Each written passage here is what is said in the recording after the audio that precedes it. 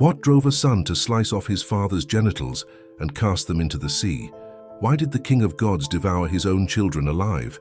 How did a simple box unleash every horror known to mankind? Ancient Greece harbored secrets that would terrify and astound in equal measure. Homer, the blind poet of antiquity, along with master storytellers of his era, recorded these forbidden chronicles, tales of divine betrayal, cosmic warfare, and punishments so cruel they defy imagination. A titan stole fire from the gods and paid with eternal agony. A woman's curiosity doomed humanity to suffer forever.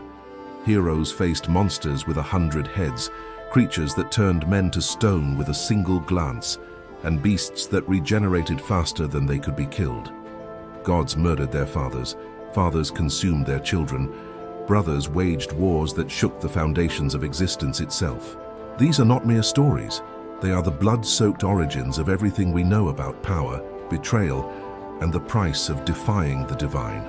The primordial beginning. Initially, only chaos existed, an infinite emptiness. From this void emerged Gaia, the earth, and Eros representing love. Night and day joined them, ending Erebus the darkness through the eternal rhythm of twilight and sunrise. Finally came Tartarus, the world's deepest abyss, destined to hold condemned spirits in eternal torment. These primordial forces birthed others. Gaia created Uranus, the sky. Their union produced 12 offspring, 6 male, 6 female. These became the Titans. Oceanus formed a vast river surrounding the world. Hyperion, the sun, drove his blazing chariot across the heavens, illuminating the earth. When darkness fell, his daughter Selene, the moon, cast her silver glow through the night. Uranus proved a merciless father, imprisoning the Titans deep within the earth. Seeking freedom, they turned to Gaia, who forged an unbreakable sickle and presented it to Cronus, her youngest and mightiest son. Cronus waited patiently. When Uranus came to embrace Gaia, Cronus struck, severing his father's manhood, which plunged into the ocean. From these remains arose Aphrodite, goddess of love and beauty, the first of a new divine generation. The rise of the gods. After overthrowing Uranus, Cronus claimed dominion over existence. His rule faced its own end when he and his sister Rhea produced 6 children, 3 sons, 3 daughters, who would become the gods. Cronus matched his father's cruelty. Learning that prophecy foretold his own child would destroy him, he devoured each newborn immediately upon birth. One escaped this terrible destiny. Zeus, the final child, was rescued by Rhea. Refusing to sacrifice her last offspring, Rhea concealed Zeus on Mount Ida in Crete. She deceived Cronus by feeding him a stone wrapped in infant clothes, which the Titan consumed unknowingly. Gaia raised Zeus on the island, keeping him hidden until he matured into a powerful young god capable of confronting his father.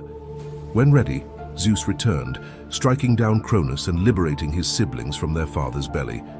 With his brothers and sisters united, Zeus declared war against the Titans, a conflict lasting 10 brutal years.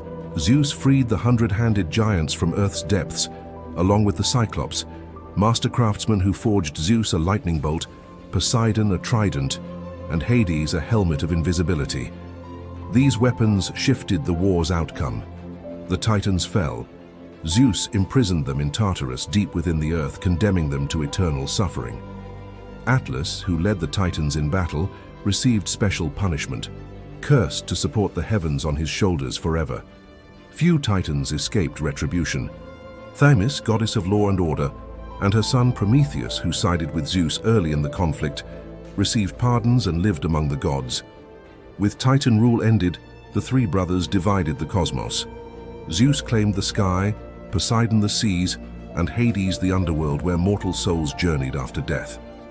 Establishing their residence on Mount Olympus, Zeus and his divine family became the 12 Olympians, governing mortals and monsters throughout existence, controlled Earth. Prometheus, among the few pardoned Titans, found its inhabitants inadequate.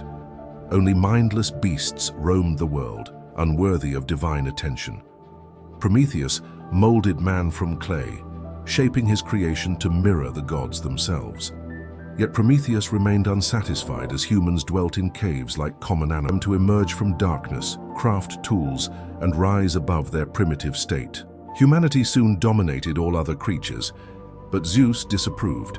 Demanding mortal gratitude toward the gods, Zeus required animal sacrifices at every meal, leaving Prometheus to determine which portions would be offered. Prometheus' advantage, he slaughtered a bull and divided it into 2 portions, presenting both to Zeus. One side contained tender, flavorful meat concealed beneath the beast's unappetizing stomach. The other held only bare bones, hidden by a thick layer of appetizing fat. Zeus selected the fat-covered bundle for divine offering. Upon discovering only bones beneath, his rage exploded. As punishment, he stripped humanity of Prometheus's gift of fire. Without flame, humans returned to darkness and cave-dwelling. To preserve his creation, Prometheus climbed Mount Olympus and stole divine fire. Torch in hand, he descended to Earth, restoring fire to humanity and rekindling civilization. Witnessing earthly flames again, Zeus's fury intensified. He captured Prometheus and chained him to a mountainside. Daily torment followed as Zeus sent an eagle to devour Prometheus's liver. Being immortal, the organ regenerated nightly, only to be consumed again the following day. This punishment continued across millennia, with no end to the suffering. The curse of Pandora, Zeus's vengeance remained incomplete, seeking further inflicting great suffering upon mortals. Using earthen clay, Hephaestus sculpted the first woman. Aphrodite granted her emotion and beauty. Zeus provided insatiable cure all gifts, as every god had contributed something. The gods presented Pandora with a final gift, a sealed container holding special treasures, which she was absolutely forbidden to open. Zeus ordered Hermes to deliver Pandora to Earth, where she married Epimetheus, Prometheus's brother. Though Prometheus had warned against accepting anything from the gods, Epimetheus was so captivated by Pandora's beauty that he welcomed her without hesitation. The couple lived contentedly together, exploring nature and raising their daughter Hera, who brought them immense happiness. Yet Pandora's mind constantly returned to the mysterious container.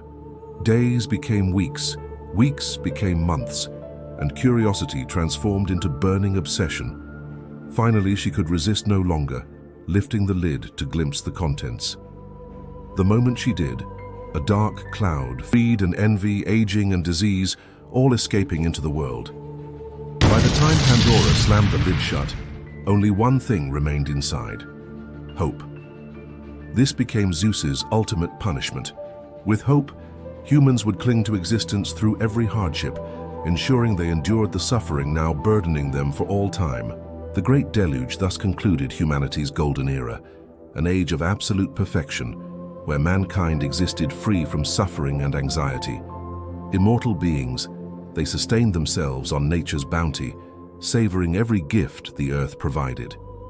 Yet when aging escaped Pandora's vessel, their earthly existence reached its conclusion. The Silver Age followed, then the Bronze Age, during which mankind grew prideful, abandoning divine worship while crafting instruments of warfare. Brutal and merciless, humanity provoked Zeus's wrath. The God-King, disgusted by mankind's warlike nature, determined that the human race deserved complete annihilation. His chosen method: unleashing a catastrophic deluge across the world. Zeus commanded his brother Poseidon to summon his full might and thrust his trident into the ocean's deepest trenches. The resulting surge towered above the highest peaks, obliterating human settlements below.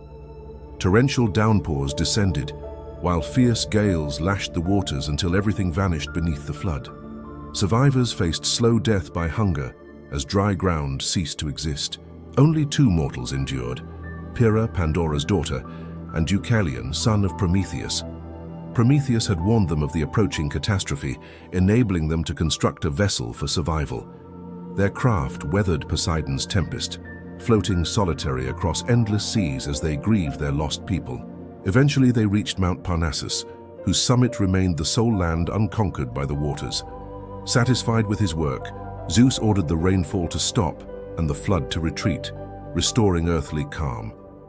Though the world had stabilized, human life had vanished.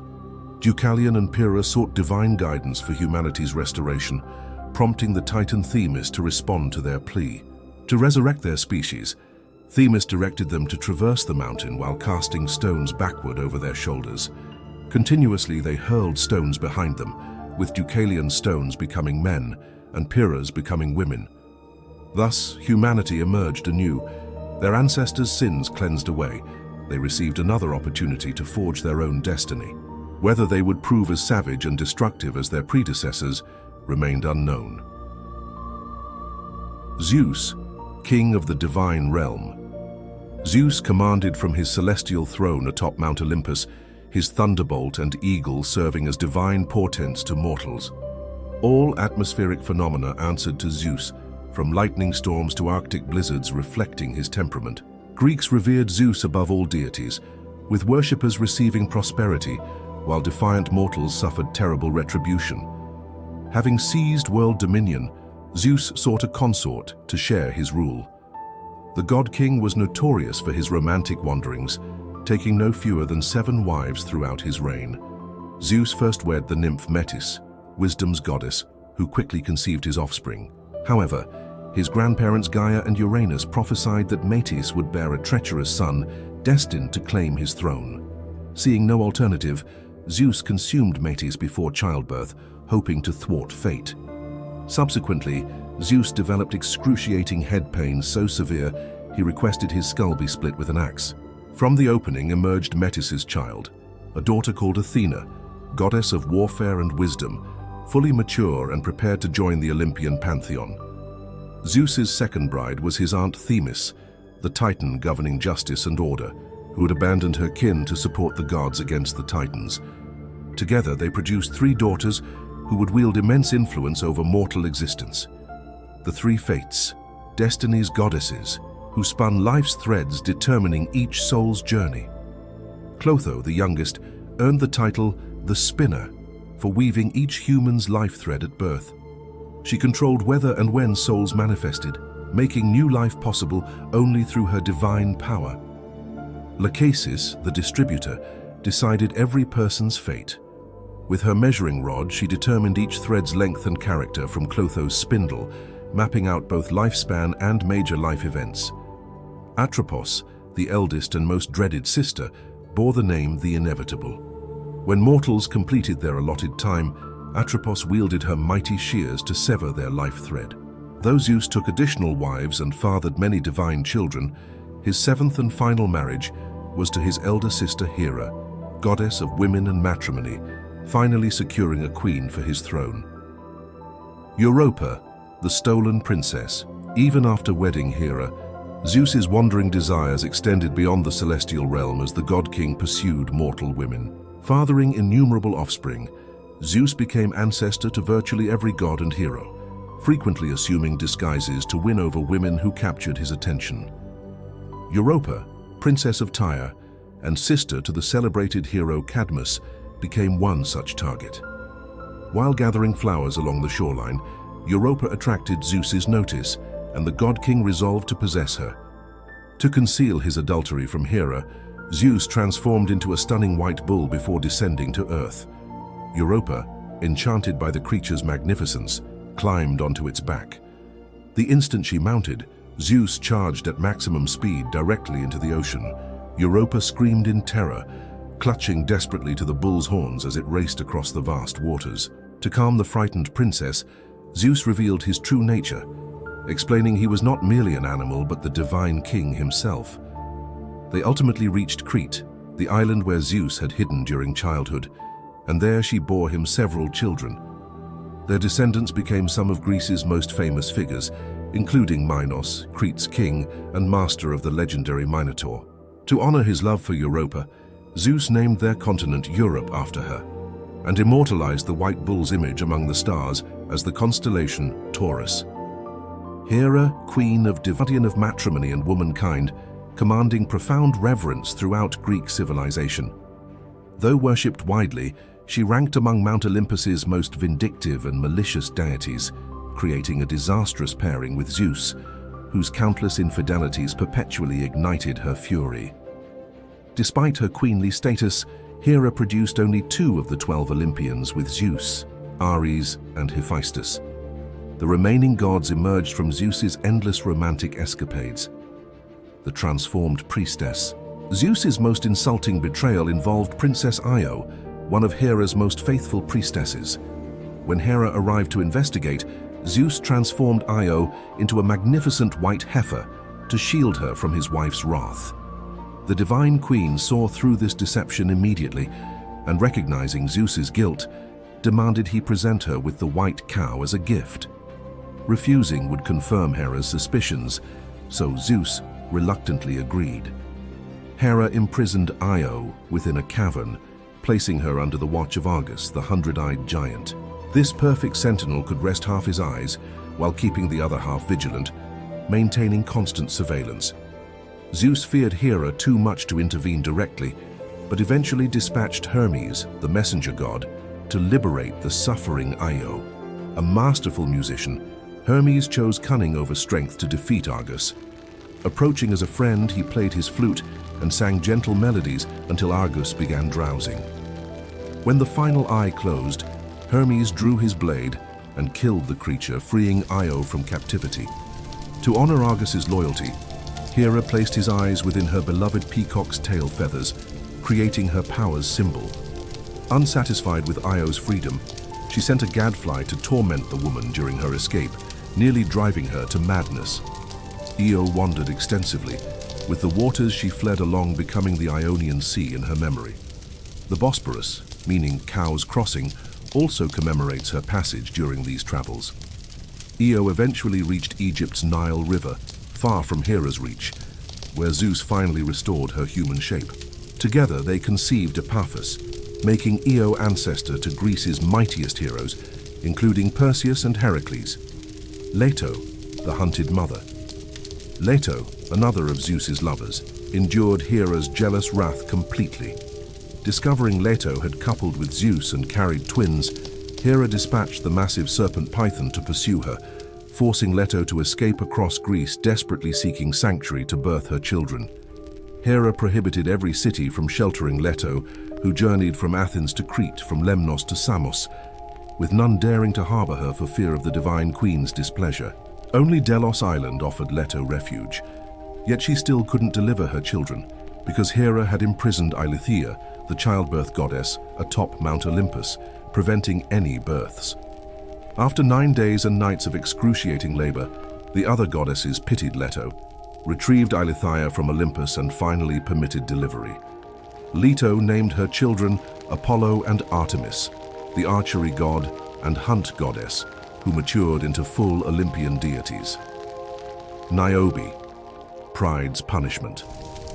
Following the twins' birth, cities worldwide organized grand celebrations, with Thebes hosting the most magnificent festivities. Yet, one resident refused participation, Queen Niobe, whose beauty equaled only her arrogance.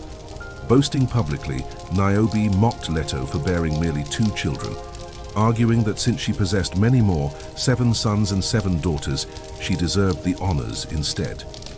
Hearing this insult, Leto raged that a mortal queen dared disrespect her, sending Apollo and Artemis to Thebes for each son, while Artemis killed every daughter, leaving Niobe alone in anguish. Devastated by her children's loss, Niobe fled to her native Sipylus, weeping uncontrollably and begging the gods to end her suffering. Zeus, taking pity, transformed her into stone, ending her pain forever. Located in western Turkey and called the Weeping Rock, Niobe continues mourning today, with tears streaming from her eyes whenever rain falls, as water flows through the porous stone. Apollo, god of light and prophecy.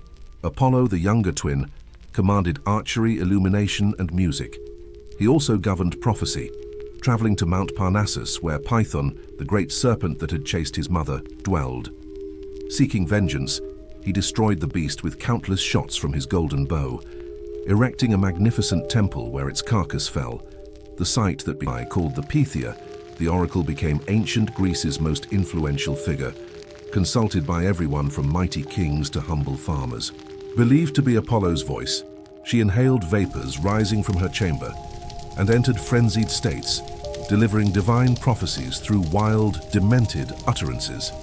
Daphne triumphed over Python, slain with over 1,000 arrows. Apollo swelled with pride, proclaiming himself history's greatest archer. His arrogance peaked when he spotted Eros, the youthful love god, carrying his own bow and arrows. Apollo ridiculed the child, declaring him unworthy to wield such weapons. Enraged, Eros swore revenge, promising to demonstrate his bow's true power. Following Apollo to the Peneus River, Eros discovered the river's daughter, beautiful Daphne, resting on the shore. Aiming his bow, Eros shot a gold-tipped arrow at Apollo, making him fall desperately in love with her. Then he fired a lead-tipped arrow at Daphne, filling her with revulsion at Apollo's sight.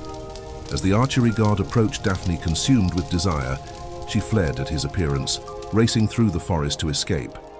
Enchanted by Eros's spell and desperate to declare his love, Apollo pursued her through the woods, using divine speed to overtake her. Terrified, Daphne cried to her father, river god Peneus, for aid. He answered her plea and she felt tremendous heaviness overcome her limbs. Slowing to a stop, her skin became bark and her hair transformed to leaves until Daphne's metamorphosis completed. Where a young, beautiful woman once stood, grew the first laurel tree. Apollo used his powers of eternal youth and immortality to make the laurel's leaves evergreen, preserving their color year-round. Mourning his lost love, Apollo carried a laurel wreath everywhere, keeping Daphne.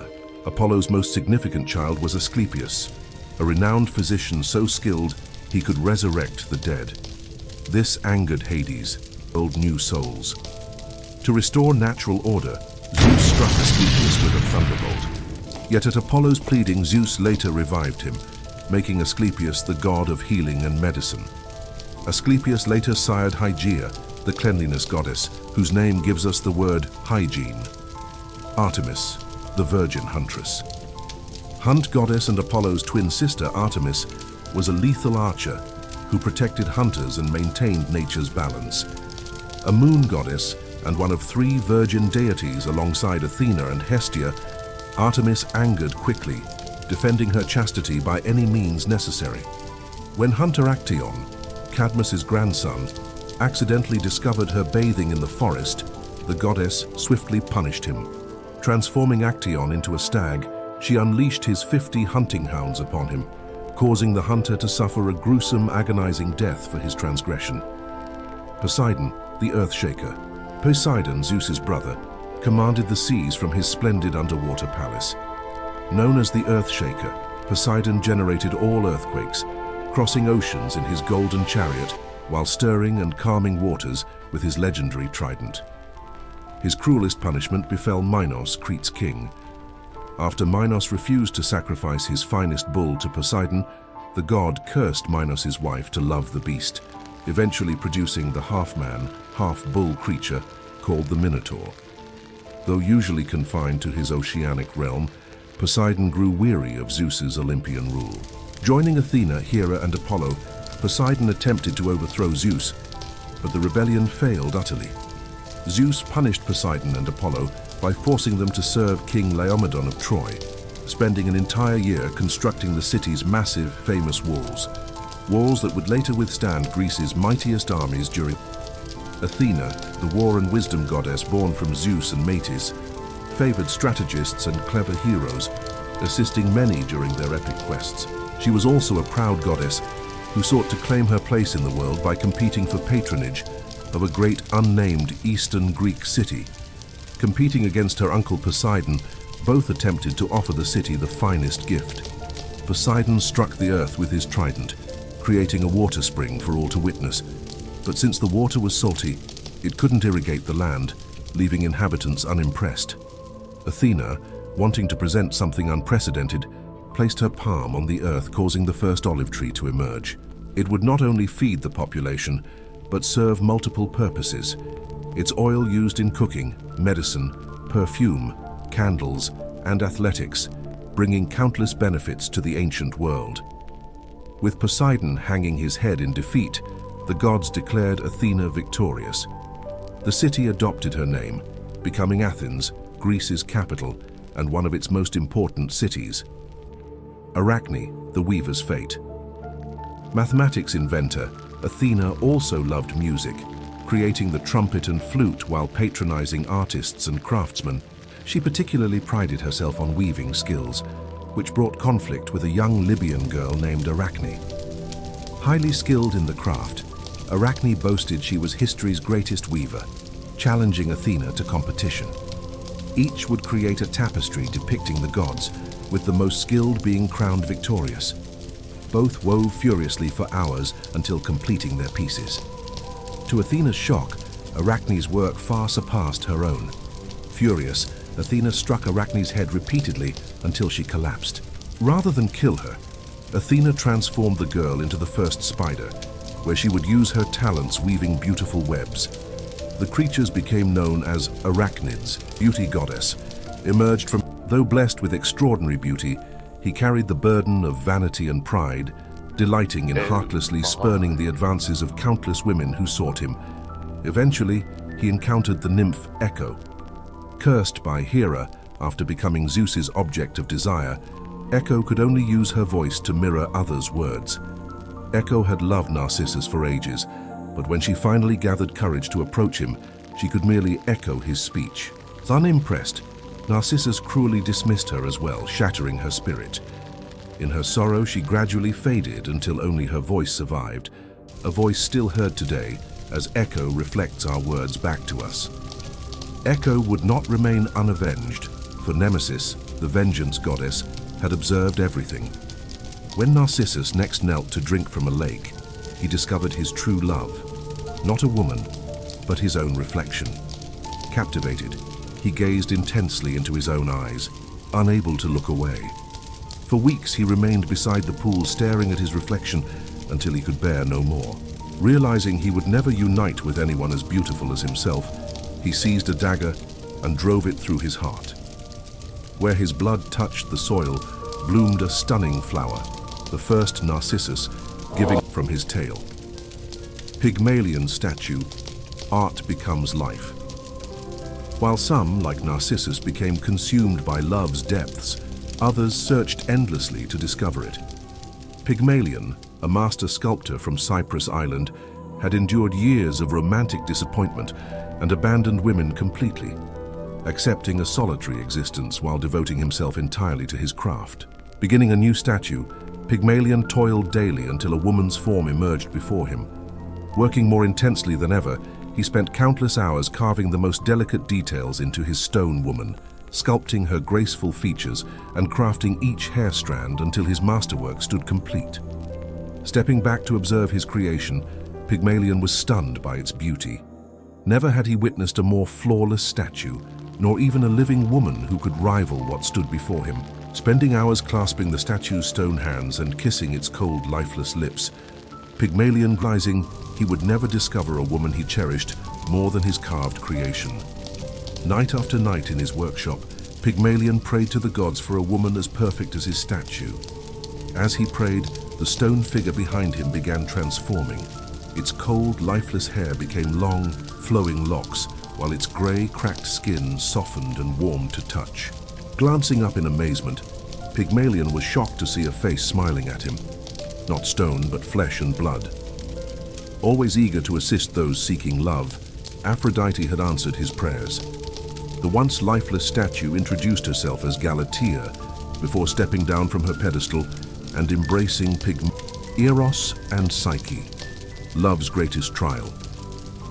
While Aphrodite enjoyed helping young couples find love, she was also vain and jealous, seeking revenge against those who stole her spotlight. Such was the case with Greek princess Psyche, a mortal woman so beautiful she reportedly surpassed the love goddess herself.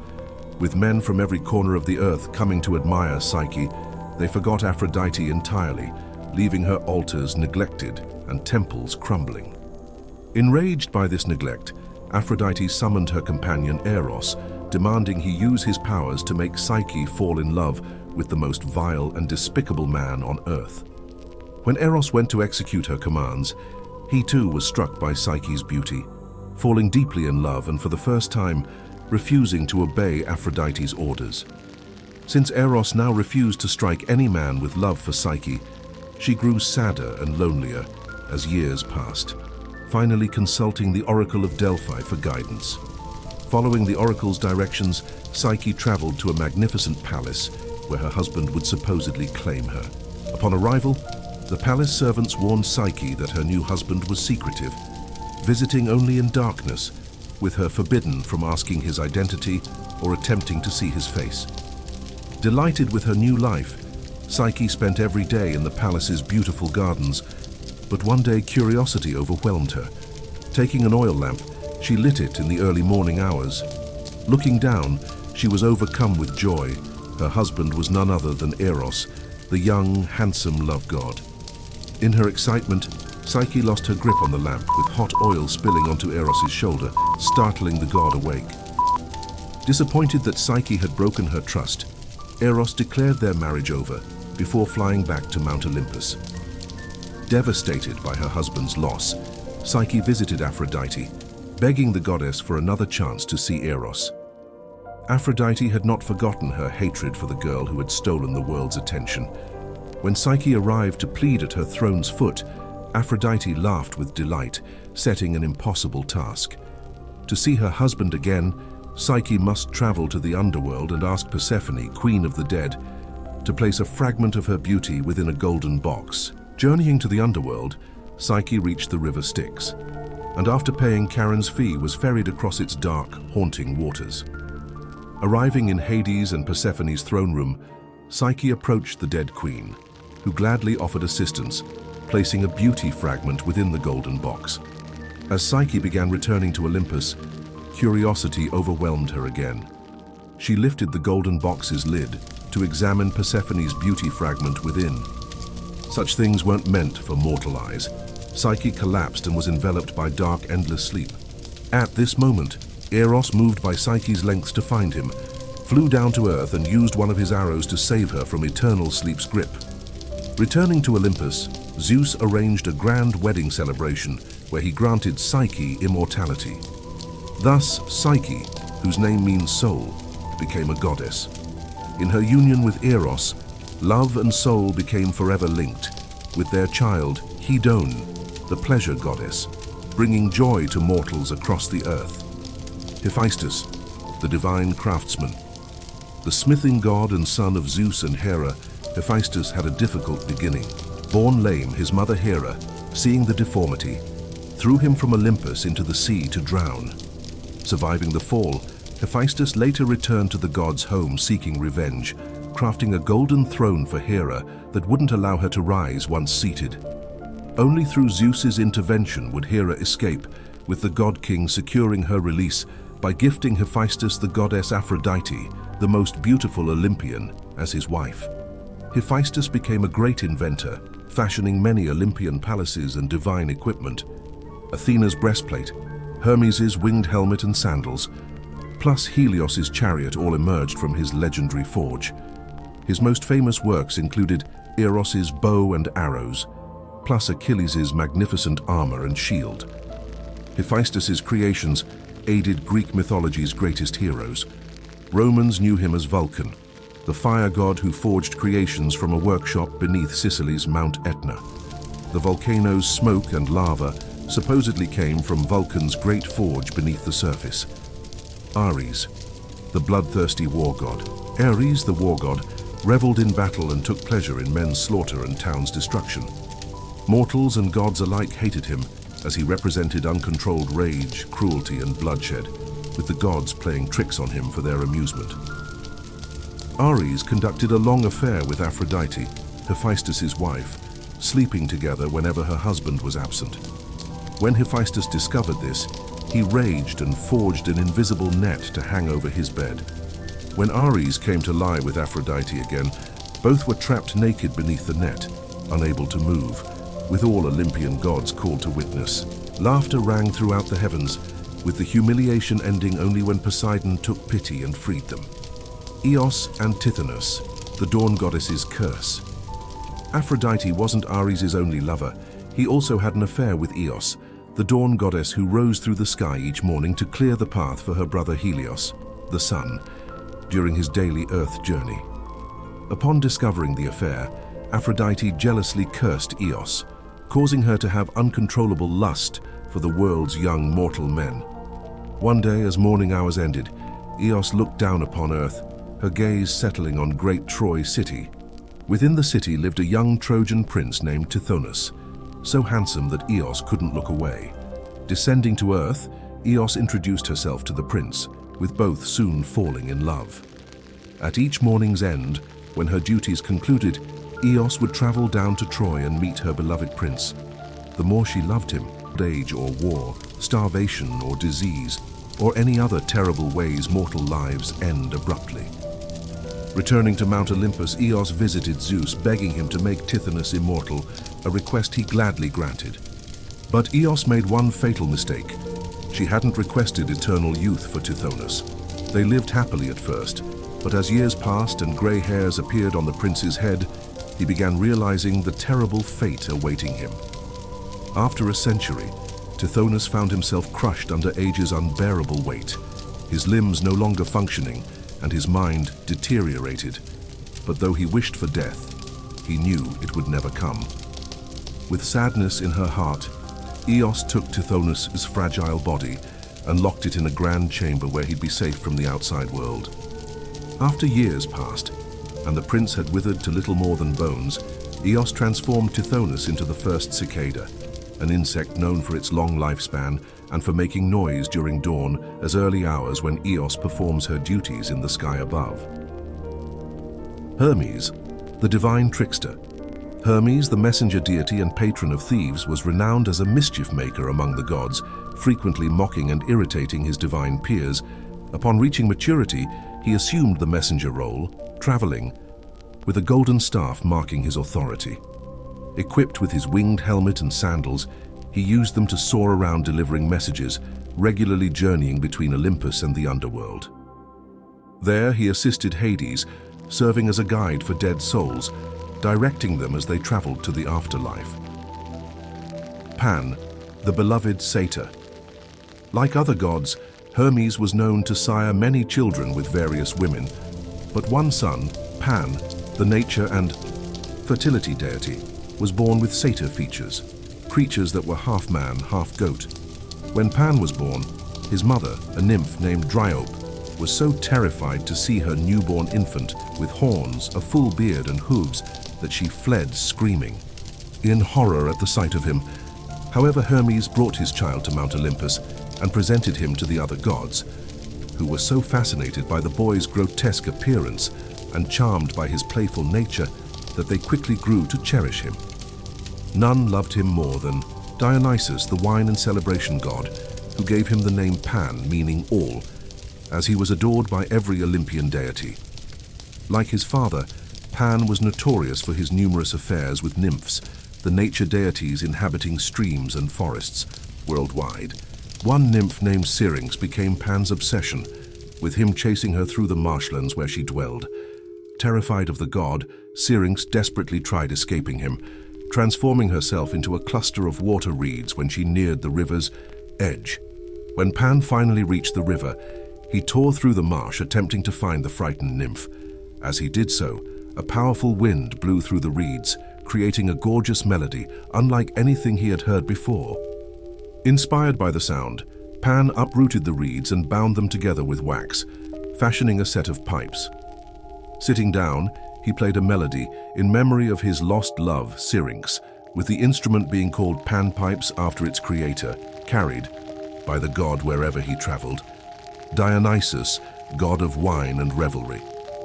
The wine and celebration deity, Dionysus had an extraordinary birth when his mother, Semele, asked Zeus to appear before her in his true form, a sight that caused her to die of terror. Taking the infant growing inside her, Zeus placed it in his thigh until the baby was fully developed, with Dionysus being born months later. Becoming one of Greece's most beloved gods, Dionysus was viewed as a pleasure symbol, with his followers engaging in mass drinking, frenzied dancing, and lovemaking. Known as the Liberator, Dionysus created a new beverage called wine, which helped his followers ease their pain while bringing them joy and euphoria. King Midas, the Golden Curse. While he spent considerable time celebrating, Dionysus was also a generous deity, willing to grant mortals their deepest wishes. After rescuing a close friend of Dionysus, King Midas was granted one wish in gratitude. Obsessed with wealth and riches, Midas requested his greatest desire, the power to transform anything he touched into gold. Dionysus granted Midas his wish, with him returning to his palace in delight, touching everything visible. Soon, the floors, walls, and even his garments were gold, with Midas displaying his wealth to guests from across the kingdom. After demonstrating his abilities for hours, Midas became thirsty, ordering his servants to bring him water. However, as the liquid touched his lips, it too became gold. Panicking, he reached across the table, but the bread, wine, meat, and fruit all transformed into precious metal. Nothing he touched could be consumed. Cursing his gift, Midas began weeping, with his sobbing alerting his daughter, who came to comfort him. As she touched his hand, her fingers began stiffening. Soon her entire arm was gold, and before long only a statue of a little girl remained, reaching out to comfort her father. Mourning his lost child, Midas returned to Dionysus, pleading with him to revoke his gift. Pitying the man, Dionysus instructed him to bathe in the Pactolus River, with his golden touch being washed away in the water. Becoming normal again, King Midas's story served as a warning for those who would prioritize wealth above everything else. Demeter, goddess of the harvest. One of the 12 Olympians and Zeus's sister, Demeter was the farming goddess, ensuring rich harvests and fertile land. Under her supervision, the fields knew no decay, with the earth consumed in perpetual spring. Persephone, the stolen daughter. There was one thing she treasured above all else, her daughter, Persephone. However, Persephone had another admirer, with Hades developing keen interest in her.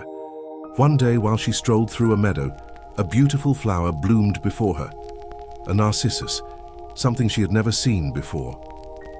When Persephone reached down to pick it, the earth split open and swallowed her, with Hades dragging Persephone down to the underworld, where she was forced to marry him. Devastated at her daughter's disappearance, Demeter searched for 9 days and nights until the sun god Helios revealed her captor's identity. Demeter locked herself away for an entire year, refusing to return until Persephone was released. Without the farming goddess, the world entered a great famine, with fields becoming barren. Only now, with humanity facing starvation, was Zeus forced to intervene, commanding Hades to return Persephone to her mother. Though Hades agreed before she left, he fed Persephone the food of the dead, a single pomegranate seed, binding her to the underworld eternally. To save humanity, Zeus was forced to compromise. For 9 months each year, Persephone would return to live with her mother on Olympus, with Demeter's joy causing nature to bloom across the earth. However, for the final 3 months, Persephone would return to Hades in the underworld, a period we now call winter, with Demeter's grief at her daughter's absence causing plants to die and the world to freeze over. Thus, the seasons began. Hades, lord of the dead. Of all ancient Greece's gods, few were feared more than Hades. Zeus and Poseidon's brother Hades was the underworld's lord, an isolated place where dead souls resided. Though he ruled the Death Kingdom alongside his wife Persephone, Hades did not command death itself. Instead, that power belonged to Thanatos, who claimed mortal souls when they died, with Hermes, the messenger god, then guiding souls to the underworld's shores. Waiting at the shore was the eternal ferryman, Charon, the only one able to guide the deceased across the deadly river Styx, a massive waterway separating Earth from the underworld.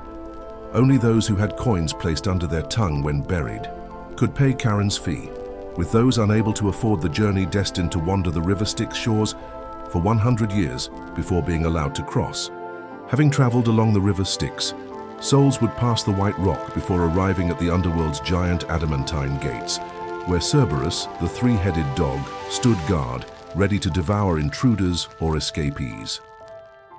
Continuing their journey, and coming ashore, souls would be directed toward the underworld's court, where 3 judges would decide their fate. The judges examined each soul, reviewing every action made while alive. For those who had not angered the gods, a tranquil place awaited them, but for those who had, an eternity of misery and suffering lay ahead. The three destinations of souls after judgment was reached. Souls were directed along one of three paths, either to the fields of Asphodel, the eternal paradise of Elysium, or to the deepest depths of Hades' realm, Tartarus, a place of scorching fire. The fields of Asphodel were a peaceful place for those who achieved nothing notable in life, good or evil. Most souls were sent here, and after 1,000 years had passed and their time finally ended, each person would drink from the river Lethe, whose waters would erase their memory. Born anew, each soul, having forgotten their previous life, would be reincarnated and return to Earth, starting the eternal cycle once more. The second path led to Elysium, a paradise of eternal bliss where heroes, demigods, and especially good mortal souls resided. Those sent here were beloved by the gods and could experience all life's pleasures with parties, feasts, and hunting consuming much of their time. Each soul was given the option to return to Earth, but most chose to stay rather than endure life's hardships again. Within Elysium but across the shore lay the Isle of the Blessed, reserved only for the greatest heroes, with Helen of Troy, Achilles, and Odysseus all residing there eternally. The third and final path led to Tartarus, the underworld's deepest depths, reserved only for the worst criminals and those who had offended the gods. Here Cronus and the other titans resided, watching eternally as new souls entered the damned realm. This was the only place Hades became personally involved, with the god himself designing and overseeing each soul's punishment based on their previous crimes. For the Danaides, 49 sisters who had each murdered their husbands, Hades forced them to fill a tub with water to cleanse them of their crimes. Since the tub always leaked, they would spend eternity attempting to fill it. Ixion, the first man to murder a family member and who had grown lustful for Zeus's wife, was bound to a fire wheel that would spin for all time. Meanwhile, Tantalus, a man who had killed his son and stolen from Zeus, was cursed to eternal hunger and thirst. He would stand in a water pool with fruit tree branches hanging above him. However, as he went to quench his thirst, the water would recede. And as he went to eat, the branches would rise out of reach, forever leaving him in agonizing torment. Sisyphus, the eternal punishment of all the torments, the most renowned would be inflicted upon Sisyphus. Having deceived death repeatedly, Sisyphus would pay the ultimate penalty for fooling the gods. Each day he was condemned to push a massive stone up a steep mountainside, only to watch it tumble from his grasp as he approached the summit. Forced to begin anew endlessly, Sisyphus would endure his punishment for all eternity. The geography of the underworld. Though Hades maintained complete dominion over the underworld, his domain was so immense that he required the Furies' assistance to execute his punishments. Yet they were not limited to the death realm alone. Family murder was considered so heinous in Greek society that even the living could not escape Hades' fury. They would be hunted down and tormented by the Furies, three sisters from the underworld who would not cease until they had avenged the deceased and driven their target to madness. The underworld served as their home, where they rested before their eternal persecution of human souls resumed. Traveling across the underworld also revealed the fields of mourning, a resting place for those who had devoted their lives to pursuing love only to face rejection. The anguish they experienced would condemn them to this shadowy, haunting woodland, where they would eternally grieve the love they never possessed. In the underworld's distant corner lay the realm of dreams, an island accessible only to Olympus's gods. Ruling the island was Morpheus, the dream deity, who each night when all slept would, alongside his two brothers, control the dreams of mortals and gods alike, either granting them pleasant visions of the future or haunting them with the most terrifying nightmares. So powerful was Morpheus over the unconscious mind that he would inspire the naming of morphine, a pain medication famous for inducing sleep in its users. The true center of authority, however, did not rest in the dream realm, for the underworld had only one sovereign, the mighty Hades, who dwelled in a grand palace deep within the earth. Hidden on an island surrounded by flames, those who sought his home without invitation would become lost in the dark, labyrinthine corridors of the dead. Orpheus, love's ultimate test. While the underworld was filled with punishments, Hades and Persephone were not merciless rulers and would show compassion to mortals who found their way to their kingdom. Orpheus, a celebrated musician and poet, had fallen in love with the beautiful Eurydice. On their wedding day, Eurydice was killed by a serpent's bite, leaving Orpheus alone in anguish. Grieving and desperate to see his wife again, he decided to journey to the underworld to reclaim her. Arriving at the river Styx, he removed his lyre and played a gorgeous song for Charon, who was so touched that he ferried Orpheus across the water without payment.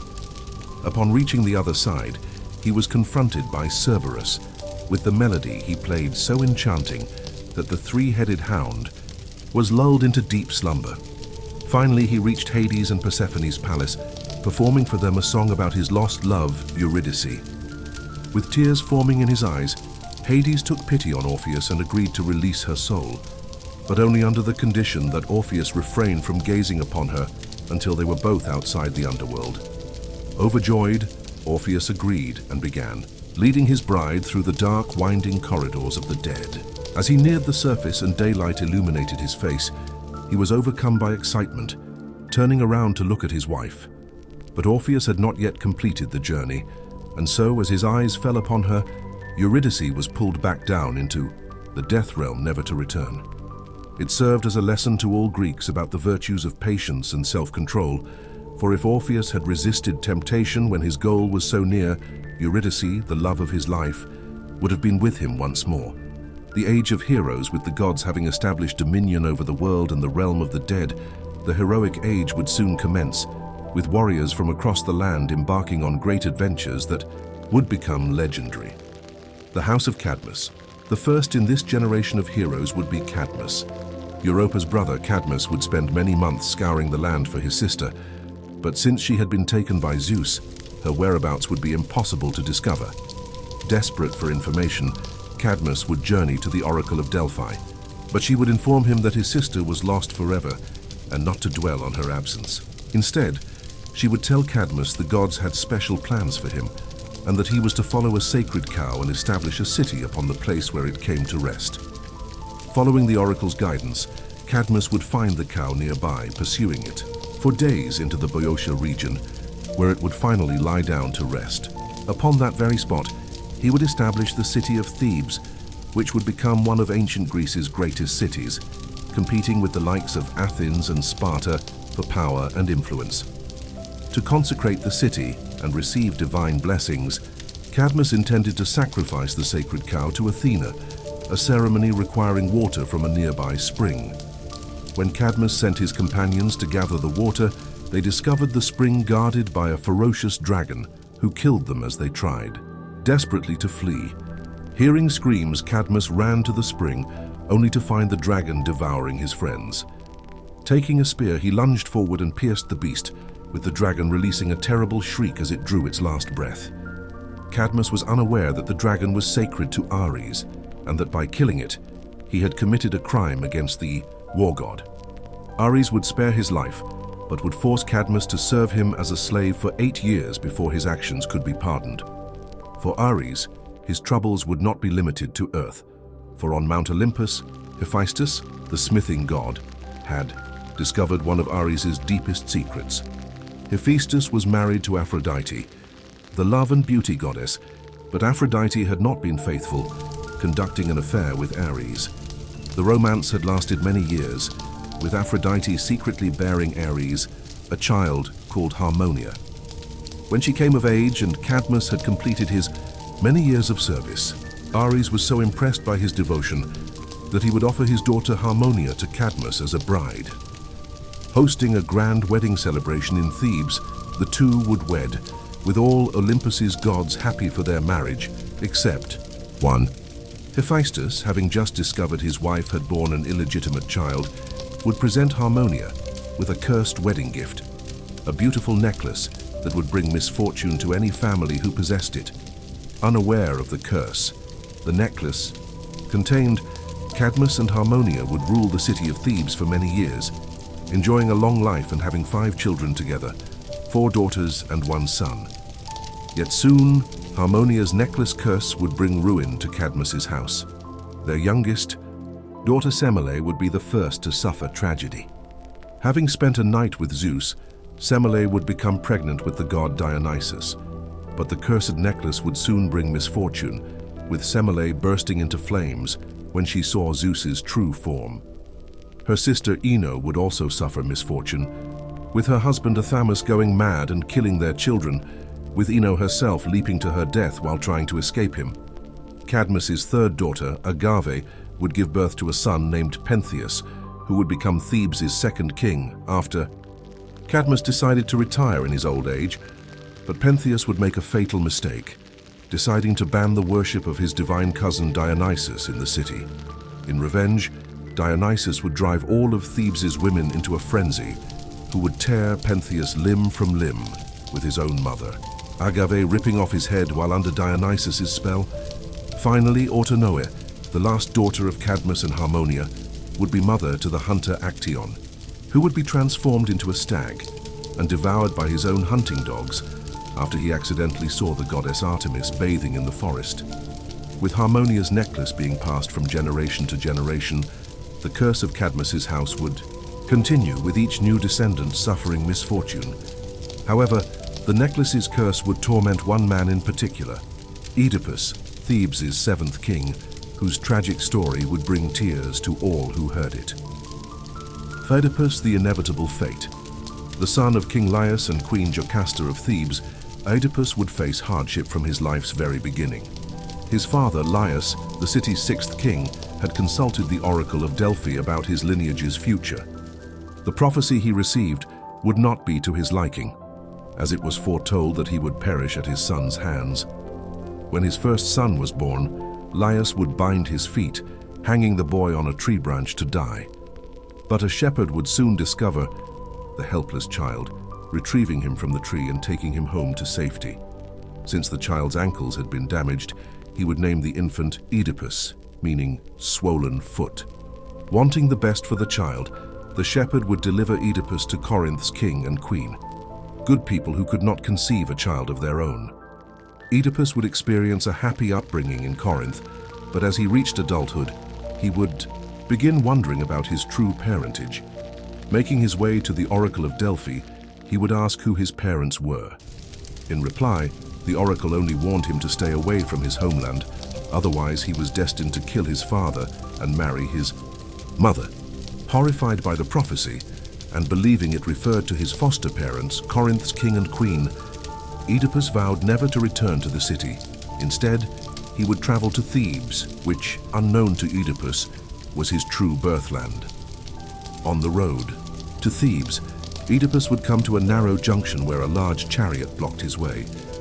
The chariot's passenger, an impatient man, would speed past Oedipus, knocking him off the road while striking him on the head with a stick. Enraged, Oedipus would chase after the chariot, killing all those aboard, including the elderly man who had struck him. Unknown to Oedipus, he had already begun fulfilling the prophecy, as the old man lying dead at his feet was none other than his true father, King Laius. Continuing his journey, Oedipus would reach Thebes' gates, only to discover that the city was plagued by a monster, the Sphinx, sent there by Hera to punish the city for its king's crimes. With a woman's head, a lion's body, and a bird's wings, the Sphinx would ask anyone wishing to enter or leave the city a simple riddle. What creature has 4 legs in the morning, 2 at noon, and 3 in the evening? None had yet solved the riddle, and those who failed would be killed and eaten by the Sphinx. Thebes' rulers were so desperate to eliminate the creature that they offered the throne to anyone who could destroy it. Approaching the monster, Oedipus would be asked the riddle, with the Sphinx eagerly awaiting yet another kill. After thinking long and hard, Oedipus would finally give his answer: man. For in the morning, man is a child, crawling around on all 4s. Then at noon, in his life's prime, man walks on just 2 legs. Finally, in his life's evening, man walks with the aid of a 3rd leg, a walking stick to help him keep balance. Shocked by her defeat, the Sphinx would leap off a tall rock, to her death, with Oedipus entering the city of Thebes as a hero. Being crowned king for ridding the city of the Sphinx, he would also be gifted the recently widowed Queen Jocasta as his wife, with the two having several children together. Unknown to Oedipus, he had just married his own mother with the prophecy now complete. The two would live together happily for a time, but it was not to last, with the gods casting a plague upon Thebes as punishment for the crimes of patricide and incest that Oedipus was still unaware he had committed. With the plague worsening, daily the shepherd who had saved Oedipus as a child would finally reveal to him his true identity. Horrified by the revelation that she had married her son, Queen Jocasta would hang herself, with Oedipus soon finding her body. Overcome by grief at the death of his mother and wife, Oedipus would take the golden brooches from her robe and blind himself with their sharp pins. Disgusted by the revelation of his identity, Thebes' people would exile Oedipus, with only his daughter Antigone choosing to accompany him. Blind and poor, he would spend his remaining years wandering the land as a beggar, with all those he encountered hurling abuse at him for his crimes. His only comfort was knowing his daughter was by his side, with Oedipus dying an old man, having realized that no mortal can outrun their fate. His story would resonate throughout the ages, inspiring the works of Sigmund Freud, whose Oedipus complex would propose that every young boy would lust for their mother, while feeling resentment toward their father, much as Oedipus had. Perseus, the birth of a hero. The House of Cadmus had established the first legendary heroic lineage, yet another royal dynasty would emerge to rival their greatness. In the kingdom of Argos, positioned strategically between Athens and Sparta, King Acrisius ruled with growing dread. The Oracle at Delphi had delivered a chilling prophecy. His unborn grandson would become his executioner. Zeus, king of the gods, gazed upon Acrisius' daughter, Danae, and became captivated by her extraordinary beauty, transforming himself into golden rain. He infiltrated her chambers. From this divine union, Danae conceived and bore a son, whom she named Perseus, King Acrisius, paralyzed by the prophecy's implications, yet unable to commit infanticide against. His own bloodline chose exile over execution. He sealed mother and child within a wooden chest, casting them into the merciless sea. After days adrift on treacherous waters, the chest washed ashore on Seriphos, where fisherman Dictys discovered the survivors. Dictys adopted Perseus as his son, raising him through childhood into a formidable young man. Yet danger lurked close. Dictys' brother, King Polydectes, had developed an obsession with Danae and sought her as his bride. Perseus stood as the sole barrier between the king and his mother. Polydectes devised a cunning plan to eliminate this obstacle. During a grand banquet, Polydectes announced that each guest must present a horse as tribute. Perseus, possessing neither wealth nor horse, made a reckless boast. He would deliver something far more valuable: the head of Medusa herself. Polydectes seized this opportunity immediately, formally commissioning Perseus to fulfill his promise. Perseus departed in desperation, knowing only the terrifying legends surrounding his target. The Gorgons' curse Medusa's story began not with monstrosity, but with breathtaking beauty. Born to the sea deities Phorcys and Ceto, she was one of three, sisters celebrated throughout the ancient world for their unmatched loveliness. As the only mortal among them, Medusa possessed beauty that could instantly enchant any man who beheld her. Despite countless suitors, Medusa devoted herself entirely to Athena, goddess of wisdom and warfare. She took sacred vows of celibacy to serve as Athena's dedicated priestess. Tragedy struck when Poseidon, god of the seas, encountered Medusa walking along the shoreline. Overwhelmed by desire, he pursued her into Athena's holy temple and violated her against her will. Athena's fury knew no bounds upon discovering this sacrilege within her sacred space. Unable to punish her powerful uncle Poseidon directly, she redirected her wrath toward Medusa, blaming the priestess for breaking her vow of purity. The goddess unleashed a devastating curse, transforming Medusa's flowing hair into writhing serpents, and her enchanting eyes into instruments of death. Anyone who looked directly upon them would instantly turn to stone. Medusa's loyal sisters rushed to defend her, but this only provoked Athena further. She cursed them as well, transforming all three into the hideous creatures known as Gorgons. Banished from their homeland, the sisters retreated to remote caves in North Africa. Years of isolation and persecution by glory-seeking warriors had corrupted their hearts with hatred.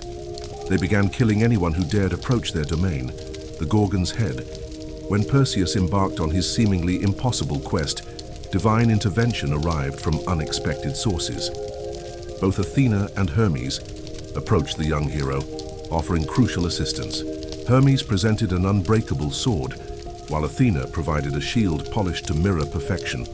Recognizing he needed additional equipment, Perseus sought the forest nymphs who tended the garden of the Hesperides. These benevolent spirits gifted him winged sandals for flight, Hades' cap of invisibility, and an enchanted pouch capable of safely containing Medusa's severed head. Following the nymph's guidance, Perseus flew to North Africa using his magical sandals. He infiltrated Medusa's cave and discovered her sleeping among the petrified remains of countless victims. Using his polished shield as a mirror to avoid direct eye contact, Perseus carefully positioned himself above the sleeping Gorgon. With swift precision, he severed her head in a single stroke, immediately sealing it within the enchanted bag without ever looking directly at her face. From Medusa's lifeless body emerged an unexpected marvel. Pegasus, the magnificent winged horse, revealed as Poseidon's offspring that had been developing within her. Perseus mounted Pegasus and soared away from the cave, beginning his journey back to Greece. The princess and the sea monster. While flying across the Mediterranean, Perseus spotted a shocking scene below, a young woman chained to coastal rocks. This was Princess Andromeda of Ethiopia, offered as a sacrifice to appease Cetus, a monstrous sea creature that had been terrorizing the kingdom's coastline. Struck by Andromeda's beauty, Perseus approached her parents with a proposal. He would destroy the beast in exchange for their daughter's hand in marriage. The desperate rulers agreed instantly. Perseus engaged the sea monster in aerial combat, using his winged sandals for mobility, while repeatedly striking with his divine sword, until the creature perished. He freed Andromeda, and the grateful queen honored the agreement. The couple married immediately, then mounted Pegasus together for the flight back to Seriphos. Vengeance and prophecy, Perseus returned to find his mother in hiding, terrorized by King Polydectes, who had grown violent in his pursuit. Rage consumed Perseus as he confronted the tyrant king and his armed guards in the palace. Drawing Medusa's head from its protective pouch, Perseus wielded it like a weapon, instantly transforming the soldiers into stone statues. The king fled for his spear, but Perseus pursued relentlessly, holding the Gorgon's head before Polydectes until he too became a stone monument to his own terror. Mother and son reunited tearfully, finally free from persecution. Perseus returned, his divine gifts to their rightful owners, though Athena claimed Medusa's head for her own shield as a permanent symbol of her power and vengeance. The family decided to return to Argos, Perseus's birthplace, where his grandfather, King Acrisius, still reigned. Perseus was welcomed as a hero for slaying Medusa, and the citizens encouraged him to participate in athletic competitions against Greece's strongest men. During the discus competition, Perseus demonstrated his supernatural strength too enthusiastically. The discus flew beyond the designated area into the crowd, striking and killing a spectator instantly. Perseus rushed to the victim and discovered his grandfather, King Acrisius, lying dead with the discus embedded in his skull. The ancient prophecy had fulfilled itself exactly as foretold. No mortal can escape their destined fate. Having committed familial murder, the gravest crime in Greek society, Perseus could no longer remain in Argos. Instead, he established his own kingdom, Mycenae, positioned north of Argos and west of Athens. This city would eventually become Greece's most powerful stronghold. Mycenae's legendary walls were constructed from massive boulders beyond human strength to move. Perseus enlisted the mighty Cyclopes, whose architectural skills were unmatched throughout the ancient world. Perseus and Andromeda ruled Mycenae successfully, producing many children whose descendants would govern for generations. Unknown to them, their bloodline would eventually produce the greatest hero in all Greek mythology, Heracles, son of Zeus and Alcmene, whose 12 legendary labors would become known throughout the civilized world. The 12 labors of Heracles, divine betrayal and birth. Heracles' legendary status masks one of mythology's most tragic origins. Zeus, surveying the mortal realm from Mount Olympus, became infatuated with Alcmene, Perseus's granddaughter. Descending to earth in disguise, Zeus seduced Alcmene, who conceived a son destined for greatness, Heracles, later known to Romans as Hercules. Zeus planned to elevate his son to Greece's throne, but Queen Hera had been monitoring her husband's latest infidelity with growing resentment. Unlike previous occasions where she had remained passive, this transgression pushed her beyond tolerance. When Zeus proclaimed that the next descendant of Perseus would inherit royal power, assuming this would be Heracles, Hera recognized her opportunity for revenge. Using divine magic, she delayed Heracles' birth while simultaneously accelerating the delivery of Eurystheus, another Perseus descendant. Eurystheus emerged mere seconds before Heracles, technically making him the next descendant. Zeus was bound by his oath to grant Eurystheus the kingship instead of his own son. Though Zeus couldn't reclaim the lost kingdom, he devised his own retaliation against Hera. After Heracles' birth, Zeus secretly carried the infant to Hera's bedchamber on Olympus. While she slept, he placed the baby at her breast, allowing Heracles to consume divine milk and absorb godlike power. Hera awoke startled and violently thrust the infant away, her milk spraying across the heavens to form what mortals call the Milky Way. Zeus returned Heracles to Earth, secretly amused by his successful deception. Hera's humiliation demanded retribution. She dispatched 2 venomous serpents to Heracles' cradle, expecting swift infanticide. Instead, the baby laughed delightedly and strangled both snakes with his bare hands, demonstrating the supernatural strength he had stolen from the goddess. Hera watched in fury, vowing to torment Heracles throughout his entire existence. Education and early violence. Heracles received instruction from Greece's most distinguished masters in archery, combat, music, and philosophy. His exceptional abilities were matched only by his explosive temper, a dangerous combination given his superhuman strength. His music instructor, Linus, discovered this volatility personally during lyre lessons.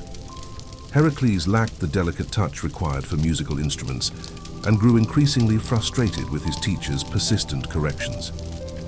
During one particularly harsh critique, Heracles lost control and struck Linus with the lyre, killing him instantly. Though Heracles received only minor punishment for this incident, his violent tendencies would plague him throughout his life. Upon reaching adulthood, Heracles married Megara, a Theban princess, and they produced 3 children. Together, his domestic happiness and prospective kingship of Thebes only intensified Hera's resentment. The time had come to fulfill her ancient vow of vengeance. The madness of Heracles. Heracles returned home one evening to find his door destroyed and his family missing. When he called out for them, horrifying monsters emerged from the house's depths, crawling toward him menacingly. Hera's magic overwhelmed Heracles with unnatural rage. He attacked the creatures with berserker fury, crushing one with a devastating blow to the skull. The remaining monsters fled, but Heracles pursued them relentlessly, hunting down and killing, each one with his bare hands. Only after completing this massacre did Hera lift her illusion. The monsters transformed back into their true forms, his wife Megara and their 3 children, all lying dead by his own hand. Heracles frantically attempted to revive them, tears streaming down his face as the horrible reality consumed him. Hera's magic had achieved its purpose. He would carry this guilt eternally. Understanding that familial murder was ancient Greece's most heinous crime, Heracles knew he faced eternal torment from the Furies unless he achieved proper atonement. Only the Oracle of Delphi could provide the guidance he desperately needed. He exiled himself from Thebes and began his journey to Delphi, seeking redemption for his unforgivable crimes. The Oracle's command. The Oracle of Delphi served as Apollo's earthly voice, delivering divine prophecies and guidance. However, Hera's influence extended even here, allowing her to corrupt portions of the Oracle's message. When Heracles inquired about atonement for his crimes, the Oracle declared that he must serve King Eurystheus of Mycenae for 10 years, the same Eurystheus who had stolen his birthright by being born seconds earlier. Heracles accepted this judgment without protest, understanding it as his path to redemption. He bowed respectfully to the oracle, rose with grim determination, and began his long journey to Mycenae, where his legendary 12 labors would commence. Labor 1. The Nemean Lion King. Eurystheus had observed Heracles from afar for years, consumed by jealousy toward his heroic cousin. Though both descended from Perseus, they embodied opposite natures. Heracles possessed legendary strength and courage, while Eurystheus remained weak and cowardly, constantly delegating his battles to subordinates. When Heracles arrived to begin his servitude, he knelt before Eurystheus, who barely concealed his satisfaction. The king outlined the terms: 10 labors spanning 10 years, completed without assistance or compensation, after which his crimes would be absolved. Heracles accepted these conditions with resignation and inquired about his first task. Eurystheus described a monstrous lion terrorizing the village of Nemea in his kingdom's northeastern region. This beast possessed golden hide impervious to all weapons, while its claws exceeded the sharpness of any mortal blade. Every warrior dispatched against it had perished, and now the challenge fell to Heracles. Understanding that conventional weapons would prove useless, Heracles spent months in rigorous training, uprooting massive trees and hoisting enormous boulders to maximize his physical power. When he achieved peak strength, he felt prepared to engage the creature with nothing but his bare hands. Arriving at the lion's cavern, Heracles discovered the remains of fallen warriors, their broken weapons scattered across the ground. The lion emerged and charged directly toward him, but at the critical moment, Heracles sidestepped and seized its neck in a powerful grip. The wrestling match continued for hours until Heracles secured a stranglehold around the beast's throat. He compressed with overwhelming force until the satisfying crack of breaking bones echoed through the cave. The lifeless predator collapsed, marking the completion of his first labor. Recognizing the practical value of the lion's invulnerable pelt, Heracles extracted one of its razor-sharp claws and used it to carefully skin the carcass. He draped the golden hide across his shoulders like a protective cloak, positioning the lion's head as a hood. Before departing, Heracles located a massive oak tree, which he uprooted entirely. After stripping away its branches, he carved it into a formidable club, his signature weapon for future battles. The lion's skin armor and wooden club became permanent symbols of his quest for redemption. When Heracles returned to Mycenae wearing the Nemean lion's pelt, Eurystheus stared in disbelief, never expecting his cousin to survive the encounter. Labor 2. The Lernaean Hydra. Eurystheus assigned the destruction of the Lernaean Hydra as the second labor. Heracles journeyed to Lake Lerna near Argos, where this fearsome aquatic serpent had established its domain. The Hydra possessed 9 heads, one of which could never die, and its blood contained the most lethal poison known to mortals. Hera, determined to complicate Heracles' task, concealed a gigantic crab within the lake's depths as an additional threat. Upon confronting the monster, Heracles swung his club with tremendous force, severing one head completely. Horror struck as 2 new heads sprouted from the wound, replacing the one he had destroyed. Bewildered, Heracles continued decapitating heads, only to watch the situation deteriorate as each removal generated 2 replacements. While he grappled with the multiplying monster, Hera's enormous crab burst from the water and pinned him to the ground. Facing 2 deadly adversaries simultaneously, Heracles anticipated his demise. Suddenly, an arrow flew from nearby bushes and struck the Hydra's flank. His nephew Iolaus emerged from concealment, having secretly followed his uncle to provide assistance. With the monsters momentarily distracted, Heracles retrieved his club and crushed the giant crab with a single devastating blow. Working in coordination, Heracles would sever a head while Iolaus immediately cauterized the wound with a blazing torch, preventing regeneration. This systematic approach continued for hours until no heads remained. Heracles then knelt beside the Hydra's corpse, dipping his arrow tips in its toxic blood. Even the slightest scratch from these weapons would guarantee instant death, a valuable advantage for future labors. Despite successfully defeating the Hydra, Eurystheus refused to count this achievement, because Iolaus had provided assistance, violating the terms of solitary completion. An additional 11th labor would be required. As the heroes departed the lake, Hera honored the crab's service by casting its image into the heavens, forming the constellation Cancer. Labor 3. The Ceryneian Hind. The third labor required capturing the Ceryneian hind alive and delivering it to Eurystheus. This magnificent creature resembled a stag, but possessed bronze hooves and spectacular golden antlers. Heracles traveled to Mount Ceryneia, the creature's habitat, but discovered the hind's extraordinary speed made capture nearly impossible. The pursuit lasted an entire year before he finally succeeded in subduing the elusive beast. Frustrated by his cousin's relatively easy success, Eurystheus immediately assigned the fourth labor, capturing the Erymanthian boar. Labor 4. The Erymanthian. Boar Eurystheus dispatched Heracles to Mount Erymanthus to capture alive a colossal boar that had been devastating the surrounding territory. Viewing this as a manageable task, Heracles departed with confidence, deciding to visit his friend Pholus, a centaur during the journey. Centaurs were half human, half horse beings typically known for savage behavior. Pholus represented a rare exception, intelligent, civilized, and a longtime friend of Heracles since childhood. Upon arrival, Pholus organized a dinner celebration to honor his guest, inviting several local centaurs, including Chiron, Heracles' former archery instructor, who was both immortal and exceptionally wise. The feast proceeded smoothly as Heracles reminisced with his old teacher. During a casual walk, he noticed a wine jar on Pholus's shelf and decided to sample its contents generously. Unknown to Heracles, this wine belonged collectively to all centaurs, a sacred gift from Dionysus bestowed 4 generations earlier. The wine also produced a powerful aroma detectable by centaurs across vast distances. When Heracles returned, an angry mob of centaurs confronted him, demanding explanation for consuming their holy wine.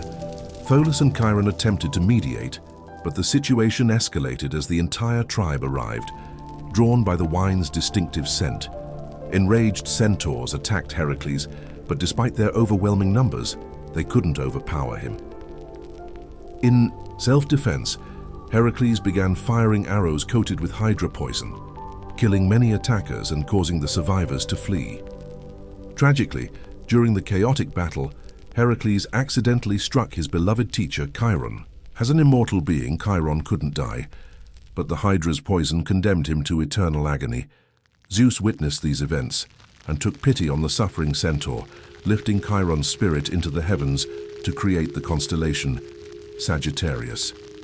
Curious about the arrow's lethal effectiveness, Pholus examined one that had fallen to the ground. As he raised it for closer inspection, the arrow slipped from his fingers and landed on his hoof. The poison killed him within seconds. After driving away the remaining centaurs, Heracles returned to discover both his friend and teacher dead by his actions. Overwhelming shame and regret consumed him. Unknown to Heracles, a centaur named Nessus had survived the massacre by fleeing deep into the mountains, where he would spend over a decade plotting revenge against the hero. The actual labor proved simple. Heracles chased the boar into deep snow and bound it with chains for transport to Eurystheus. Upon seeing the massive beast, the king panicked and dove into a large storage jar, refusing to emerge until Heracles removed the creature. Heracles barely suppressed his amusement, but complied, releasing the boar as requested. Eurystheus crawled out in humiliation and hastily assigned the 5th labor. Labor 5, the Augean stables. The 5th labor required cleaning the Augean stables within a single day, using only his hands and no assistance. Eurystheus considered this task impossible and confidently expected failure. The stables belonged to King Augeas of neighboring Elis, housing 3,000 immortal cattle and remaining uncleaned for 30 years. Animal waste had accumulated several meters high in places, creating such overwhelming stench that no one dared approach. Upon reaching Elis, Heracles negotiated with King Augeas, who promised 1/10 of his immortal herd as payment if the stables were cleaned before nightfall. Approaching the stables, Heracles was assaulted by horrific odors. The facility spanned the length of a small city and appeared impossibly filthy. Even he doubted the task's feasibility. Instead of attacking the problem directly, Heracles headed to the nearby Alpheus and Peneus rivers, which offered a potential solution. Adhering to Eurystheus's restrictions, he used only his bare hands to excavate a canal channeling river water directly into the stables. Once completed, torrential water flooded the facility, instantly washing away decades of accumulated filth. The water continued flowing into surrounding farmland, fertilizing the fields with enormous quantities of nutrient-rich manure. This transformation caused celebration throughout Elis, as citizens cheered Heracles for ensuring their farms would prosper for years. To commemorate this occasion, Heracles established the Olympic Games, to be held every 4 years in Elis. However, Eurystheus refused to count this labor among the required 10, claiming the task had been completed for payment rather than pure service. An additional labor was added, bringing the new total to 12. Labor 6. The Stymphalian birds. The sixth labor involved driving away a flock of man-eating birds from Lake Stymphalus. These creatures, sacred to Ares, possessed iron beaks capable of penetrating the strongest armor. They grew to heron size and produced poisonous droppings that rendered the surrounding area uninhabitable. Upon arrival, Heracles discovered a pair of enormous bronze rattles placed on a fallen willow trunk by Athena herself. Grateful for the goddess's assistance, he began shaking the rattles vigorously. The noise produced excruciating pain for the birds, causing hundreds to rise from the lake and form a massive flock overhead. Heracles then took careful aim, shooting down as many as possible until the survivors fled permanently, completing his sixth labor. Labor 7. The Cretan Bull. When King Eurystheus witnessed his cousin's continued success, he realized he had exhausted all challenging tasks within his own kingdom. Requiring time to devise new trials, he sent Heracles to Crete, where King Minos would provide the next labor. King Minos had received a magnificent white bull from Poseidon with the understanding that he would sacrifice it in the god's honor. Instead, Minos kept the beautiful creature for himself, considering it too valuable to kill. In retaliation, Poseidon caused the king's wife to fall in love with the bull. This unnatural union eventually produced the Minotaur, a half-human, half-bull monster that Minos imprisoned within a labyrinth beneath his palace. After impregnating the queen, Poseidon drove the bull to madness. It rampaged across Crete, destroying everything in its path. While Heracles wasn't destined to face the Minotaur, that honor belonged to the hero Theseus, King Minos did want him to capture the destructive bull plaguing his kingdom. Accepting this challenge, Heracles confronted the charging beast by seizing its horns and wrestling its head to the ground.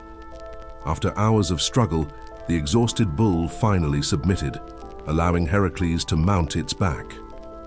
As Poseidon's offspring, the bull could walk on water, enabling Heracles to ride it across the sea to Mycenae as proof of his accomplishment. With the task completed and unwilling to kill an animal sacred to Poseidon, Heracles released the bull outside the palace.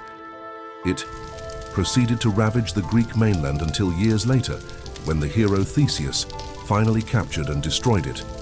Labor 8. The mares of Diomedes Eurystheus commanded Heracles to capture the savage mares belonging to King Diomedes of Thrace.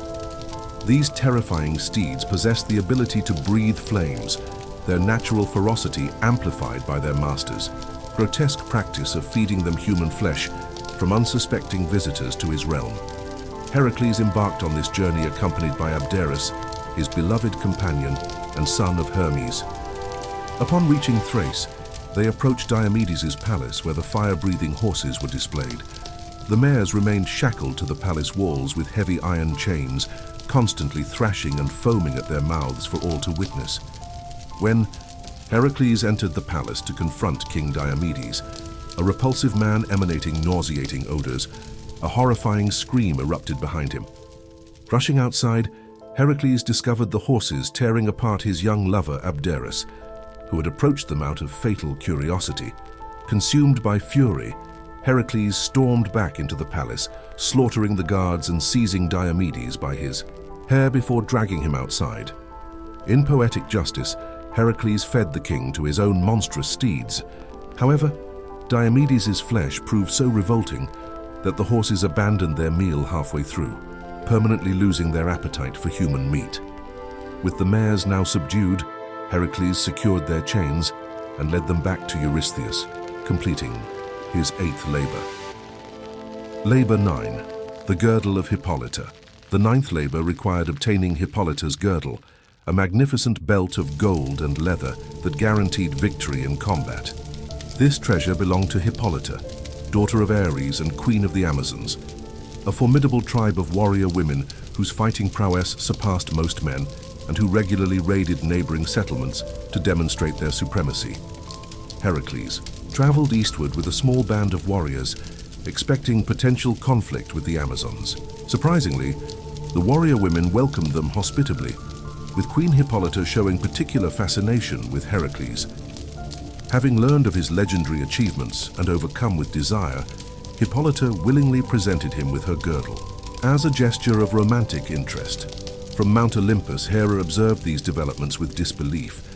The task proceeded too smoothly, compelling her intervention to complicate matters. Disguising herself as an Amazon warrior, she infiltrated the camp and spread discord among the women. Slowly convincing the entire tribe that Heracles intended to enslave them, the Amazons erupted in outrage. They mounted their war horses and charged toward the men they had initially welcomed. Heracles heard the commotion and rushed outside to witness Amazons massacring his companions. Assuming Hippolyta had orchestrated this betrayal by keeping him distracted while his men were slaughtered, he reacted in rage. Before the queen could offer explanation, Heracles raised his club and struck her dead, the very girdle she had gifted him offering no protection. He then battled any Amazon who challenged him, managing to rescue only a handful of surviving companions before hastily departing for Mycenae. Frustrated by Heracles' continued success, Eurystheus decided to dispatch him to the most remote location imaginable, the island of Erythea. Labor 10. The cattle of Geryon. The 10th labor sent Heracles to Erythea to steal the cattle belonging to Geryon, a three-headed giant. Traveling southwest along the African coastline, Heracles quickly grew irritated with the continent's scorching heat. Midway through the Libyan desert, his patience exhausted, he drew his bow and threatened to shoot the sun with a poisoned arrow if it continued tormenting him. Greatly distressed, the sun descended in human form as the god Helios, pleading with Heracles not to attack him. Helios promised to shine less intensely during the hero's journey and offered his magnificent golden cup, a water lily-shaped vessel he used for nighttime ocean travel. Reaching Erythea, Heracles immediately spotted the cattle herd and their gigantic three-headed owner. Eager to complete the task efficiently, he bypassed combat entirely, instead shooting Geryon with a poisoned arrow that killed the giant instantly. Heracles loaded the cattle into Helios's cup and sailed home to Mycenae, delivering them to Eurystheus, without incident. Labor 11. The apples of the Hesperides. The 11th labor required journeying to the garden of the Hesperides, daughters of night, to collect golden apples that granted immortality to anyone who consumed them. Not only was the garden's location unknown, but Hera had stationed Ladon, a 100-headed dragon, to guard the precious tree. Beginning his quest, Heracles first sought the Titan Prometheus, hoping he might know the garden's whereabouts.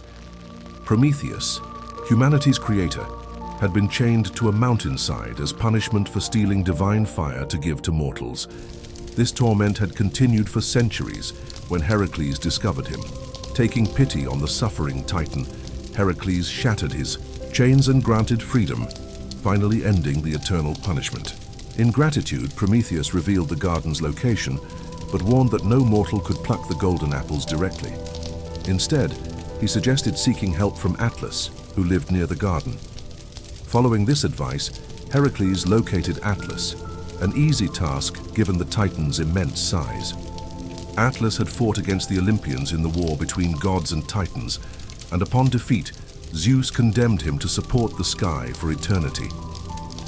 Approaching the Titan, Heracles proposed a trade. He would temporarily bear the sky's weight, granting Atlas much-needed relief, while Atlas collected the golden apples in return. Grateful for even temporary freedom from his burden, Atlas accepted and departed to gather the apples, transferring the heavens' crushing weight onto Heracles' shoulders. Despite his previous impossible achievements, even Heracles struggled under this immense load. As time passed, his muscles cramped, his body trembled, and he wondered if this task would finally defeat him. At sunset, Atlas returned carrying a basket of golden apples. With relief, Heracles prepared to return the sky to the Titan, but Atlas refused to reclaim his burden. Instead, he offered to deliver the apples to Eurystheus personally, promising to return and resume carrying the sky afterward. Heracles recognized this deception immediately.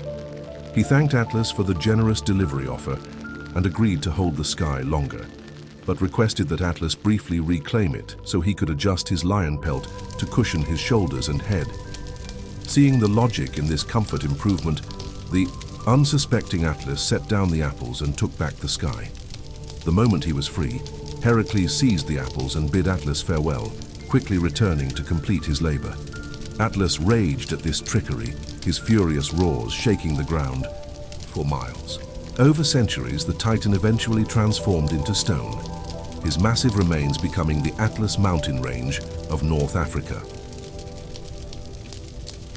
Labor 12. The capture of Cerberus. The 12th and final labor required capturing Cerberus, the three-headed hound, guarding the underworld's gates. Descending to the underworld and approaching Hades and Persephone, Heracles explained his mission to collect Cerberus as his concluding task. Knowing that assisting Heracles would infuriate Hera, who had always scorned him, Hades permitted Cerberus's removal under two conditions. Heracles must capture the beast without weapons, and once the task was completed, Cerberus must be returned. Accepting these terms, Heracles confronted the monstrous hound. Just as he had with the Nemean lion and Cretan bull, he grappled with Cerberus in hand-to-hand combat, wrestling for hours until the exhausted beast submitted. Carrying his club in one hand and dragging the chained Cerberus with the other, he returned to the realm of the living. Heracles delivered Cerberus to King Eurystheus, who once again cowered in his storage jar, now a permanent fixture beside his throne. The king cautiously poked his head above the jar's rim, and while trembling with terror, agreed to release Heracles from servitude, granting complete pardon for his past crimes. Heracles rejoiced. He had finally atoned for his transgressions and earned his freedom. Before embarking on new adventures, he honored his promise and returned Cerberus to the land of the dead. The death of Heracles, freedom and new love. Heracles celebrated his liberation, savoring all pleasures of free life. His heroic reputation had spread throughout the known world, earning him admirers wherever he traveled. He embarked on numerous additional adventures, including joining Jason and the Argonauts in their quest for the Golden Fleece. Eventually, Heracles found new love, marrying the beautiful Deianira. While the newlywed couple journeyed to their home in Tiryns, they encountered a swift river requiring passage. A centaur on the opposite bank approached and offered to carry Deianira across on his back. Heracles accepted this assistance, failing to recognize the centaur as Nessus, the sole survivor of the centaur massacre he had committed during his fourth labor. Nessus had spent over a decade plotting revenge, finally seeing the perfect opportunity to execute his plan. Upon reaching the far bank, Nessus threw Deianira to the ground and attempted to assault her. Witnessing this from across the river, Heracles drew his bow and shot Nessus through the chest with a poisoned arrow, sending the centaur writhing in mortal agony. In his final moments, Nessus apologized to Deianira and offered her a gift of atonement. He claimed his blood possessed magical love properties, instructing her to secretly collect it in case Heracles ever became infatuated with another woman. As Nessus perished, Deianira gathered his blood in a vial, hiding it for potential future use. She unknowingly initiated the chain of events that would lead to her husband's destruction, the final betrayal. The couple lived contentedly in Tiryns for several years, producing multiple children. However, Heracles eventually grew restless with peaceful domestic life, craving the excitement of his adventurous youth. Seeking new thrills, he abandoned his family and traveled to Ochalia, where his former archery instructor Eurytus ruled as king.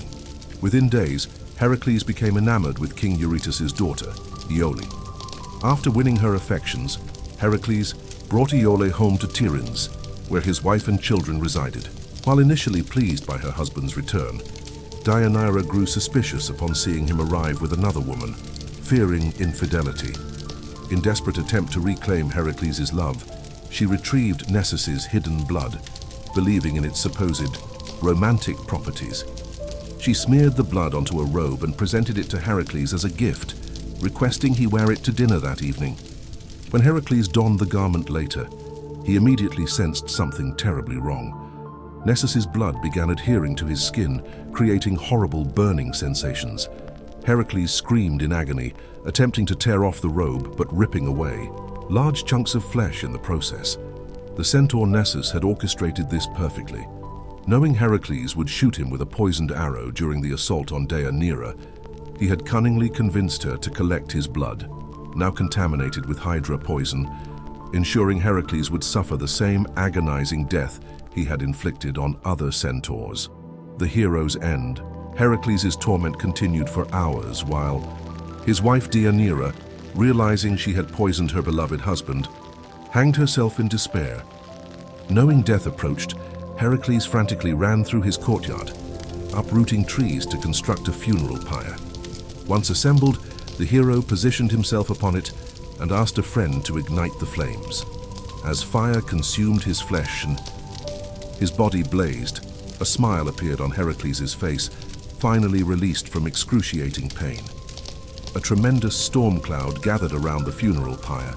Within the cloud sat Zeus, watching as his son's mortal essence burned away. The god then seized Heracles' spirit, bringing him to Olympus and transforming him into an immortal deity. From that moment forward, Greeks worshipped Heracles as a god, his labors becoming eternal legend. Zeus eventually cast his son among the stars, where he remains visible as a constellation to this day. Bellerophon, the fall of pride. While heroes, like Heracles, earned their place on Olympus through suffering and redemption, others became consumed by arrogance, with mortal men who considered themselves equal to gods often meeting tragic endings. Such was Bellerophon's fate. Grandson of Sisyphus, the man cursed to eternally roll a boulder uphill, gifted the winged horse Pegasus by Poseidon and taught to ride it by Athena, Bellerophon embarked on numerous adventures. His most celebrated achievement was slaying the fearsome Chimera, a fire-breathing monster possessing a lion's head, goat's body, and serpent's tail. As Bellerophon's fame expanded, so did his ego. Believing he had earned the right to join the gods, he mounted Pegasus and began flying toward Mount Olympus. This hubris enraged Zeus. Not only did Bellerophon presume equality with the Olympians, but he was using Pegasus, a divine gift, to reach them. As Bellerophon neared the heavens, Zeus sent a gadfly to sting Pegasus, causing the horse to buck its rider from its back. Though Bellerophon survived the fall, he was blinded upon landing in a thorn bush. He spent his remaining years in misery, wandering the earth alone as a warning to those who dared compare themselves to the gods. Pegasus completed the journey to Olympus, where Zeus claimed the winged horse. For eternity thereafter, Pegasus proudly carried the gods' thunder and lightning across his back. The dawn of a new age. The heroic sagas of Cadmus, Perseus, and Heracles had reached their conclusions, marking the end of the first legendary era. Yet the children who had grown up hearing these magnificent tales were now coming of age, ready to create their own mythic legacy and establish their place in history. The quest of Jason and the Argonauts for the Golden Fleece would emerge as one of these defining legends, bringing together champions from across the known world in what would become one of mythology's greatest adventures. Jason, rightful heir to Iolcus, had been exiled from his homeland during childhood by his uncle Pelias, a merciless usurper who had seized control through violent conquest. Claiming the throne for himself, Chiron, the wise centaur who had trained Heracles and numerous other legendary figures, raised Jason throughout his youth. For 20 years, Jason studied under this master teacher, learning athletics, rhetoric, and the art of warfare. When Jason reached adulthood and had absorbed all of Chiron's wisdom, he departed to reclaim his stolen birthright. During his journey back to Iolcus, Jason encountered a swift river with treacherous currents that made crossing perilous. An elderly woman sat helplessly on his side of the stream, unable to traverse the dangerous waters. Jason offered to carry her across on his back, but the rushing current swept away one of his sandals, forcing him to continue his journey with one bare foot. Meanwhile, in Iolcus, King Peleus had recently consulted an oracle about the manner of his death and received a warning to beware of a man wearing only one sandal. At that precise moment, Jason arrived at the palace, demanding the restoration of his kingdom. Observing Jason's single sandal and hearing the citizens cheer his return, Peleus realized he couldn't simply execute him without consequences. Instead, he devised a cunning scheme.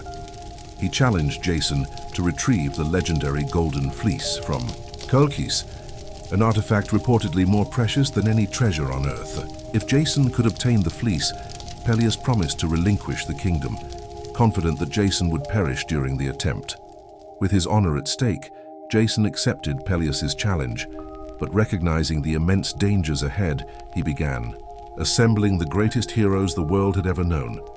The gathering of heroes, word of Jason's extraordinary quest, spread rapidly. Drawing champions from every corner of the land to Iolcus, eager to join this momentous adventure, Heracles arrived first, the most celebrated hero of his generation, offering his unmatched strength and expertise, having recently completed his famous 12 labors. Zeus and Calais joined next, sons of the north wind, each blessed with magnificent wings that granted them the power of flight. The renowned warriors known as the Dioscuri followed, Castor and Pollux, twin brothers of Helen of Troy. Peleus, future father of the great Achilles and king of Phthia, also sought adventure, accompanied by his elder brother Telamon, king of Salamis, who had assisted Heracles against the Amazons during his 9th labor, the Gi.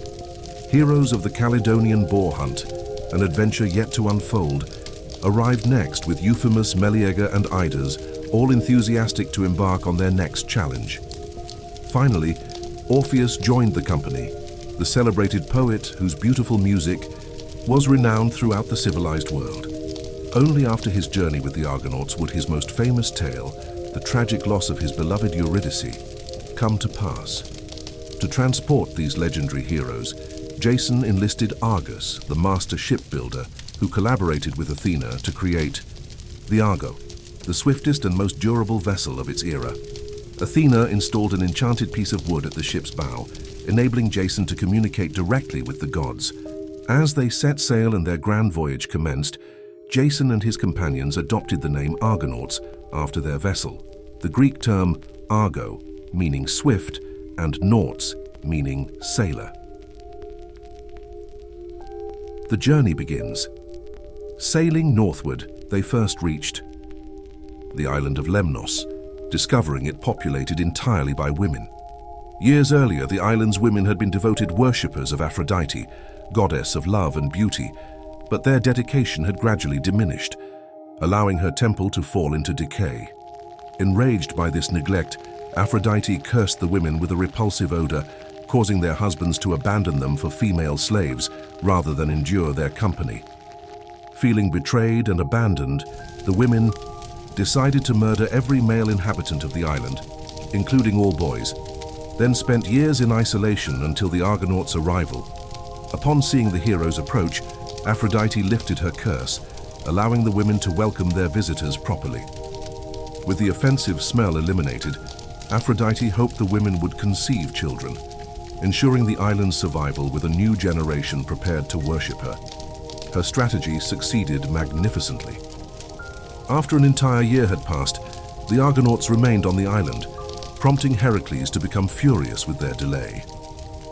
Gathering his companions, Heracles shamed them for abandoning their mission, reminding them that they would never achieve greatness and legendary status without retrieving the Golden Fleece.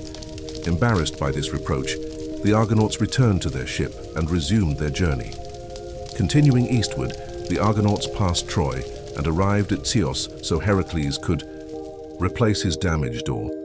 However, Heracles' companion and servant Hylas had wandered into the wilderness and become lost in a vast forest's depths. Hylas eventually discovered a beautiful spring and stopped to quench his thirst and bathe. The spring housed a group of water nymphs who, upon seeing this young man, the first mortal they had ever encountered, immediately fell in love. Seizing him by the arms, they pulled Hylas into the water, granting him immortality while trapping him there for eternity.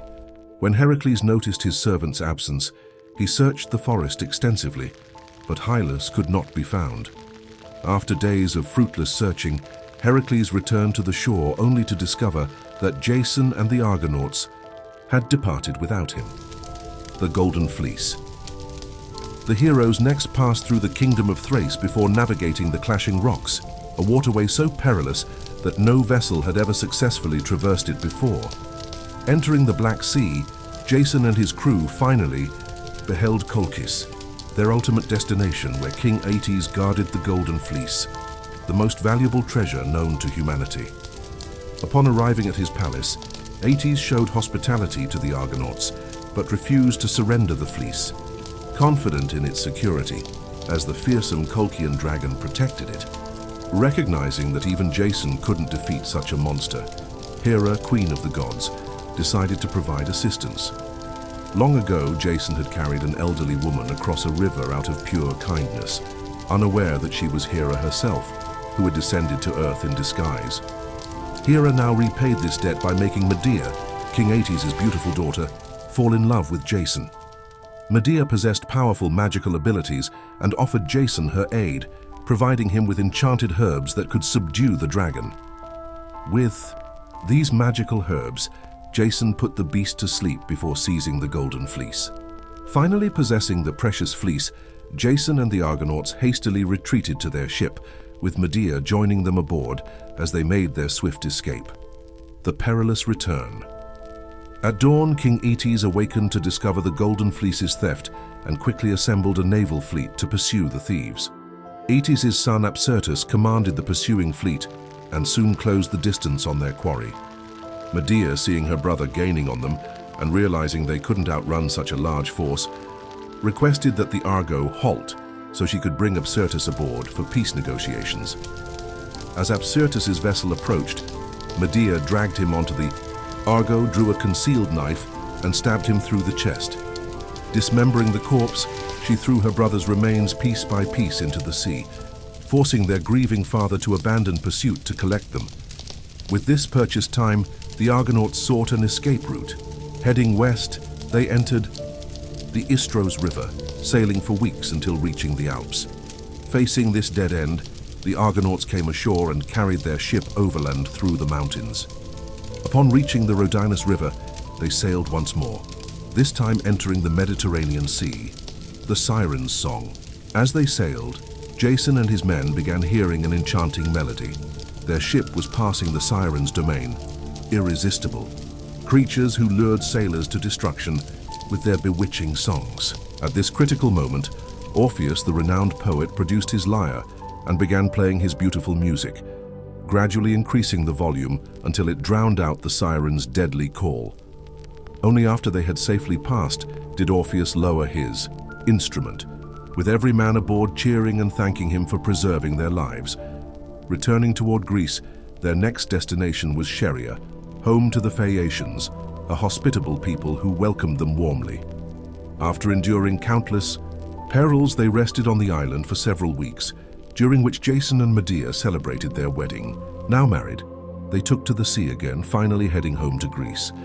As they neared their homeland, the Argonauts decided on one final rest stop at Crete. Unknown to them, the island was home to Talos, a bronze giant who patrolled the coastline 3 times daily, destroying any approaching vessels. Powerless against this enormous guardian, the Argonauts fled in terror, finding no sanctuary on the exposed beach. Using her magical abilities, Medea identified Talos's singular weakness, a large bronze nail in his ankle that prevented his divine blood from escaping. Confronting the giant, Medea claimed to be a powerful sorceress, capable of granting him immortality. requiring only his cooperation with her instructions. She convinced Talos that the nail in his foot prevented his transformation to immortality. The giant, having never conversed with humans before, was easily deceived and reached down to remove the nail. With his divine blood pouring out, Talos collapsed to the ground, never again to threaten travelers. With the giant defeated, the Argonauts boarded their vessel and soon reached Iolcus, after years of travel and with the golden fleece in their possession. Jason was finally prepared to reclaim his ancestral kingdom. The downfall of King Peleus. Upon Jason's return to his homeland, he discovered that King Peleus had executed his father during his quest for the Golden Fleece.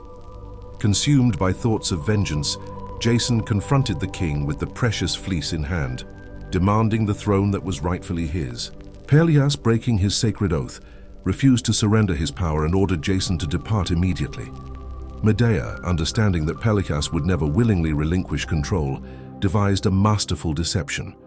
She summoned the king's daughters to witness her magical demonstration. Before their eyes, she dismembered an aged ram and placed its pieces into a boiling cauldron. Through her sorcery, the ram emerged alive and rejuvenated, its youth completely restored. The king's daughters, witnessing their father's declining health and advanced age, desperately wished for his renewal. When Medea promised she could perform identical magic on Peleus, they embraced the opportunity with overwhelming enthusiasm. Under cover of darkness, they crept into their father's chambers and butchered him, placing his remains in the cauldron while anticipating Medea's arrival at dawn. When morning came, Medea simply observed the gruesome scene with satisfaction, her calculated plan having succeeded perfectly. Though Jason could now claim the throne, Acastus, Peleus' son, uncovered Medea's role in the horrific murder and banished both conspirators from the kingdom. Medea's vengeance, Jason and Medea established themselves in Corinth, where Jason placed the golden fleece in Zeus's temple, effectively ending his adventurous career. The couple built a family and raised several children together, but Jason's ambitions eventually overtook his loyalty. Yearning for the glory and wealth of his past, he sought a politically advantageous marriage, abandoning Medea and their children to wed Princess Creusa. Medea, devastated by this betrayal after sacrificing her own brother for Jason's success, plotted her revenge. She crafted an enchanted robe as a wedding present for Creusa. The moment the garment touched the princess's skin, her flesh began burning uncontrollably as she screamed in unbearable agony.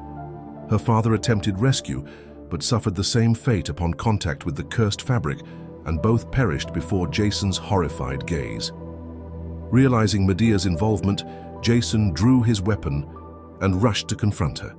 However, he discovered the full extent of her fury when he found the lifeless bodies of their sons, Alcmenes and Tysander, with Medea standing over them, blood still fresh on her blade. Jason collapsed in despair as Medea escaped in her grandfather, Helios's divine chariot, her revenge finally complete. Jason spent his remaining years in isolation, never remarrying or fathering more children. He frequently visited the abandoned Argo on the shoreline, clinging to memories of his former glory. In his final moments, the decaying ship's stern collapsed, crushing the once mighty hero beneath the very vessel that had brought him fame. Medea fled to Athens, where she used her beauty to seduce King Aegeus and become queen, bearing him a son. Her reign faced a challenge when Theseus, the city's legitimate heir, returned to claim his birthright. Theseus, King Aegeus, had ruled Athens alone for years, unable to produce an heir despite numerous attempts. Believing himself incapable of fathering children, he consulted the Oracle at Delphi, who directed him to Troezen, where Princess Aethra would bear his son. Aegeus traveled to Troezen and spent one night with Aethra, conceiving a child. Unknown to the king, Poseidon also visited the princess that same evening, making Theseus the son of both mortal and divine fathers. This divine heritage granted Theseus extraordinary strength and agility that would prove essential in future challenges. Before returning to Athens, Aegeus hid his sword and sandals beneath a massive stone, instructing that only when Theseus possessed sufficient strength to lift the boulder would he be worthy of claiming his royal heritage. These items would serve as proof of his identity. Upon reaching manhood, Theseus successfully lifted the stone, retrieved his father's possessions, and journeyed to Athens.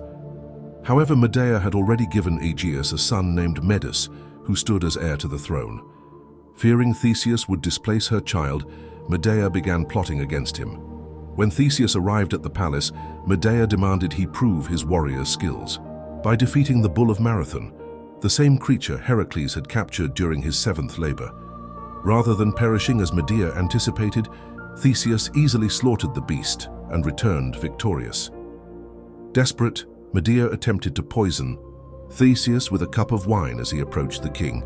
At the crucial moment, Aegeus recognized his hidden sword and sandals, struck the poisoned cup from Theseus's hands, and saved his son's life. Discovering Medea's treachery, Aegeus banished her from Athens and embraced Theseus as his rightful successor.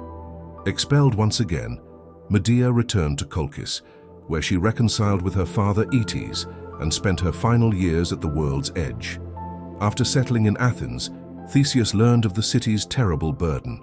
Years earlier, Athens had lost a war against King Minos of Crete, resulting in a treaty requiring Athens to send 7 young men and 7 young women to Crete every 9 years as sacrifices to the Minotaur, a half-human, half-bull monster dwelling in a labyrinth beneath Minos's palace. Appalled by this arrangement, Theseus immediately volunteered for the next tribute, determined to slay the Minotaur and end his people's suffering. Despite Aegeus's pleas, Theseus remained resolute. His father finally granted permission, requesting only that Theseus change his ship's black sails to white upon successful return, signaling his survival. Upon arriving in Crete, Theseus caught the attention of Ariadne, King Minos's daughter, who fell deeply in love with him. Desperate to ensure his survival, she provided him with a ball of thread to trace his path through the labyrinth's entrance, asking only that he take her to Athens in return. Theseus entered the maze, secured the thread at the entrance, and navigated the dark passages.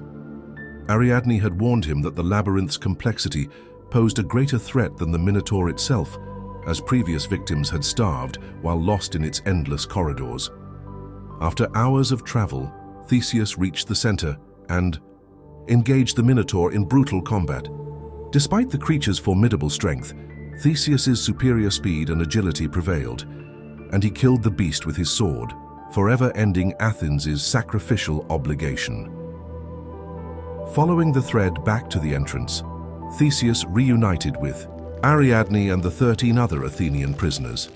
They celebrated their escape and sailed toward Athens. However, Theseus's excitement over his legendary victory made him increasingly distant from Ariadne. During a rest stop on the island of Dia, he abandoned her while she slept, revealing his lack of genuine romantic intentions. Ariadne remained stranded until Dionysus discovered her near starvation and brought her to Olympus as his wife. As Athens appeared on the horizon, Theseus became so consumed with anticipation of his heroic reception that he forgot to change his sails from black to white. When Aegeus saw the black sails indicating his son's death, he threw himself from a cliff into the waters below, which became known as the Aegean Sea. Theseus mourned his father's death before accepting the crown of Athens. His reign brought prosperity to the city, and he achieved further glory by joining Heracles against the Amazons and assisting Oedipus in his darkest hour, cementing his status among Greece's greatest heroes. Icarus Daedalus, the renowned architect and inventor, had earned fame throughout Greece before King Minos commissioned him to construct an inescapable labyrinth. After Theseus escaped the maze using Ariadne's thread, Minos imprisoned both Daedalus and his son Icarus within their own creation as punishment. Even Daedalus could not navigate his perfect construction, forcing him to seek alternative escape methods. He conceived the idea of aerial escape, crafting 2 pairs of wings from feathers and wax for himself and Icarus. Before their flight, he warned his son that the wings were fragile and flying too high would destroy them. As they soared through the sky, Icarus became intoxicated with the sensation of flight. Ignoring his father's careful instructions, he climbed higher and higher above the ocean, but the sun's intense heat began melting the wax binding his wings together. The feathers separated one by one until Icarus plummeted into the sea below. His tragic fate became a timeless lesson about the dangers of overconfidence and the importance of recognizing one's limitations. The birth of a cursed hero in ancient Calydon, a kingdom perched on Greece's western shores, King Oeneus ruled alongside Queen Althea. Their son Meleager possessed royal blood, though none suspected his true parentage. He was born from Ares, god of war, who had secretly visited the queen. At Meleager's birth, the three fates materialized beside his cradle. A burning log crackled in the nearby hearth as they delivered their prophecy. Child of mortal flesh, your thread of life binds to this burning wood. When flame consumes it completely, death shall claim you. Queen Althea heard these words, and acted swiftly. She doused the flames, seized the crucial log, and locked it away in an iron chest within her chambers. Her son's fate now rested in her hands alone. 2 decades passed. Meleager sailed with Jason's Argonauts, earning glory in their quest for the Golden Fleece. Upon returning to Calydon, he discovered his homeland ravaged by catastrophe. King Oeneus had prospered through Dionysus's blessing, reaping abundant harvests. Success bred arrogance, and he neglected proper offerings to Artemis, goddess of the hunt. Her vengeance came in monstrous form, a colossal boar with razor tusks and unstoppable fury, laying waste to crops, villages, and anyone crossing its path. Desperate, King Oeneus dispatched messengers throughout Greece, summoning the realm's greatest heroes to destroy this terror. The call promised eternal glory to those brave enough to face the beast. The assembly of champions leading this legendary hunt would be Meleager himself, joined by over 50 warriors who answered the summons. The Argonauts came first: Jason, Euphemus, Idas, Peleus, Telamon, and the divine twins Castor and Pollux, fresh from their oceanic adventures. Theseus arrived from Athens, bearing the reputation of the Minotaur's slayer. Theusus came too, Heracles' trusted companion who had aided in defeating the Hydra. Wise Nestor of Pylos brought decades of experience, while Laertes represented the house that would birth the legendary Odysseus. Atalanta, the huntress, as the heroes. Gathered, an unexpected figure approached their camp. Atalanta, abandoned as an infant by a father who desired sons, had survived in the wilderness through a she-bear's protection. Hunters eventually found and raised her, teaching skills that made her deadly with bow and spear. Under Artemis's guidance, Atalanta became Greece's most formidable archer, surpassing most men in speed, strength, and marksmanship. News of the IEC hunt reached her, and she sought to claim the prize. The assembled heroes erupted in mockery at her arrival. How dare a woman seek glory in their masculine pursuit? Only Meleager remained silent, struck immediately by her beauty and fierce determination. His passionate defense finally convinced the others to accept her presence. The hunt commenced. Following, the beast's destructive trail proved simple. Shattered trees, trampled earth, and scattered bones marked its passage clearly. They cornered the boar in dense woodland, surrounding it with spears and nets. The creature's response was swift and brutal. Charging forward, it impaled one hunter on its tusks while crushing another beneath massive hooves. Panic spread through their ranks as warriors launched desperate attacks. Amid the chaos, Atalanta remained composed. Drawing her bow with practiced precision, she sent an iron-tipped arrow into the beast's throat. The boar shrieked in agony, giving Meleager the opening he needed.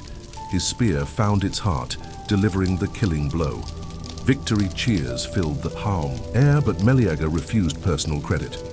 Instead, he declared Atalanta deserved the boar's prized hide, having drawn first blood in the battle. This decision ignited fury among his kinsmen. Toxeus and Plexippus, Meleager's uncles, stepped forward with outrage. No woman should claim such honor. If Meleager wouldn't take the prize, it belonged to them by right of blood. Blinded by love for Atalanta and rage at this insult, Meleager drew his sword and struck down both uncles where they stood. The mothers. Revenge word of the brothers' deaths reached Queen Althea swiftly. Grief and fury consumed her, as she learned her son had murdered her own siblings. In her anguish, she retrieved the chest containing Meleager's life log. Without hesitation, she hurled it into the palace hearth. Flames eagerly devoured the ancient wood as she watched through tears. Miles away, Meleager suddenly collapsed, screaming in agony as supernatural fire consumed him from within. His life ended as the final ember died, fulfilling the fate's prophecy. Perfectly. Realizing her terrible deed, Althea attempted desperately to save the burning log, but only ash remained. Overwhelmed by guilt, she took her own life rather than face what she had done. The great hunt ended in tragedy, scattering the heroes across Greece, while Atalanta's adventures continued elsewhere. The race for marriage. Atalanta's fame spread throughout, the Greek world following her heroic deed. Suitors arrived constantly, seeking her hand in marriage, but she valued freedom above traditional bonds. To discourage these persistent men, she devised a clever test. She would marry only the man who could outrun her in a foot race. Every challenger failed miserably, unable to match her legendary speed. Then came Hippomenes, different from the others. He knew he couldn't win through speed alone, so he sought divine assistance. At Aphrodite's temple, he prayed for aid, and the love goddess granted him 3 golden apples of irresistible beauty. When their race began, Atalanta took her usual commanding lead. Hippomenes then implemented his strategy, rolling the first golden apple across her path. Its supernatural allure proved too strong. She stopped to retrieve it, allowing him to pass. She quickly regained the lead, forcing him to deploy the second apple with similar effect. As they approached the finish line, Hippomenes threw his final apple far off the track. Atalanta couldn't resist pursuing it, giving him just enough time to cross first. For the first time in her life, Atalanta had been defeated. True to her word, she married Hippomenes, and love grew between them as they raised a son together. However, Hippomenes forgot to honor Aphrodite with proper sacrifices after his victory. The goddess's revenge was swift and cruel. She compelled the couple to make love within Zeus's sacred temple, an act of supreme blasphemy. Zeus punished this desecration by transforming both into lions. Ancient Greeks believed male and female lions couldn't mate. Only lions and leopards could produce cubs. The couple was condemned to wander together eternally, always close but forever unable to share intimate love again. The war that shook the world, Zeus's grand design. The age of heroes was ending, but Zeus believed too many demigods still walked among mortals. The line between divine and human had blurred dangerously, requiring drastic action to restore proper order. The king of gods began orchestrating events that would culminate in history's greatest war, a conflict designed to eliminate his troublesome descendants once and for all. Across the Aegean Sea stood Troy, mightiest of all kingdoms. Its legendary walls built by divine hands were said to be utterly impregnable. King Priam and Queen Hecuba ruled wisely, beloved by their subjects and blessed with 100 children. Prince Hector stood as Troy's greatest warrior, noble, brave, and devoted to family above all else. His wife Andromache and son Astyanax represented everything worth protecting in his eyes.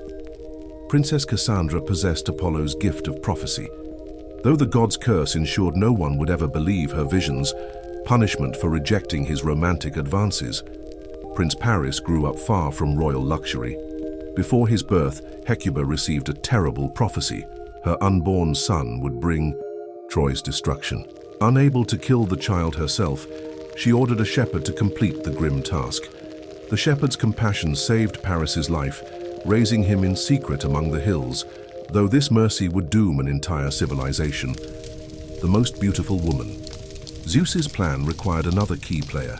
In Sparta, he seduced Queen Leda while disguised as a magnificent swan. From their union came miraculous births, 2 eggs containing 4 children. The sons, Castor and Pollux, would become the famous Dioscuri, joining Jason's Argonauts in their adventures. The daughters, Clytemnestra and Helen, would shape history's course, with Helen growing into the world's most beautiful woman. When Helen reached marriageable age, every powerful man in Greece sought her hand. Warriors, kings, and princes traveled vast distances to Sparta, including Odysseus of Ithaca, Agamemnon of Mycenae, and mighty Ajax of Salamis. Helen feared choosing one suitor would enrage all others, potentially sparking civil war.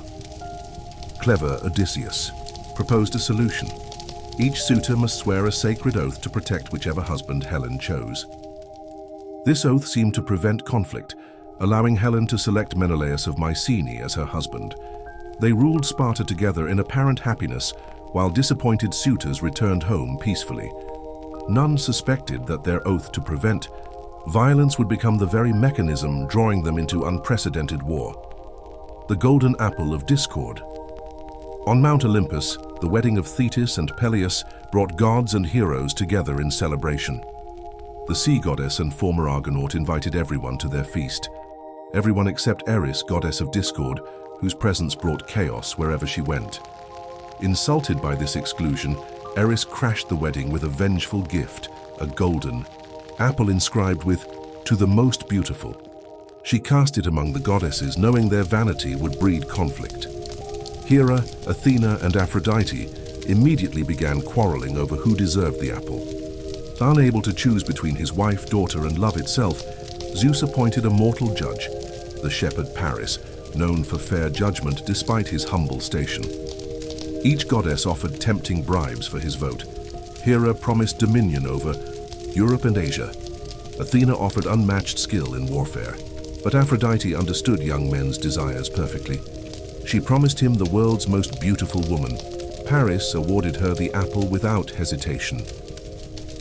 The abduction of Helen. Following Aphrodite's instructions, Paris traveled to Sparta, where divine magic made Helen fall desperately in love with him. Together they fought through Spartan guards attempting to prevent her departure, escaping by ship toward Troy. King Priam welcomed his long-lost son home with joy, and Helen's beauty amazed the entire palace. However, two family members recognized the approaching disaster. Hector furiously warned that Paris's selfish lust would bring war to their shores.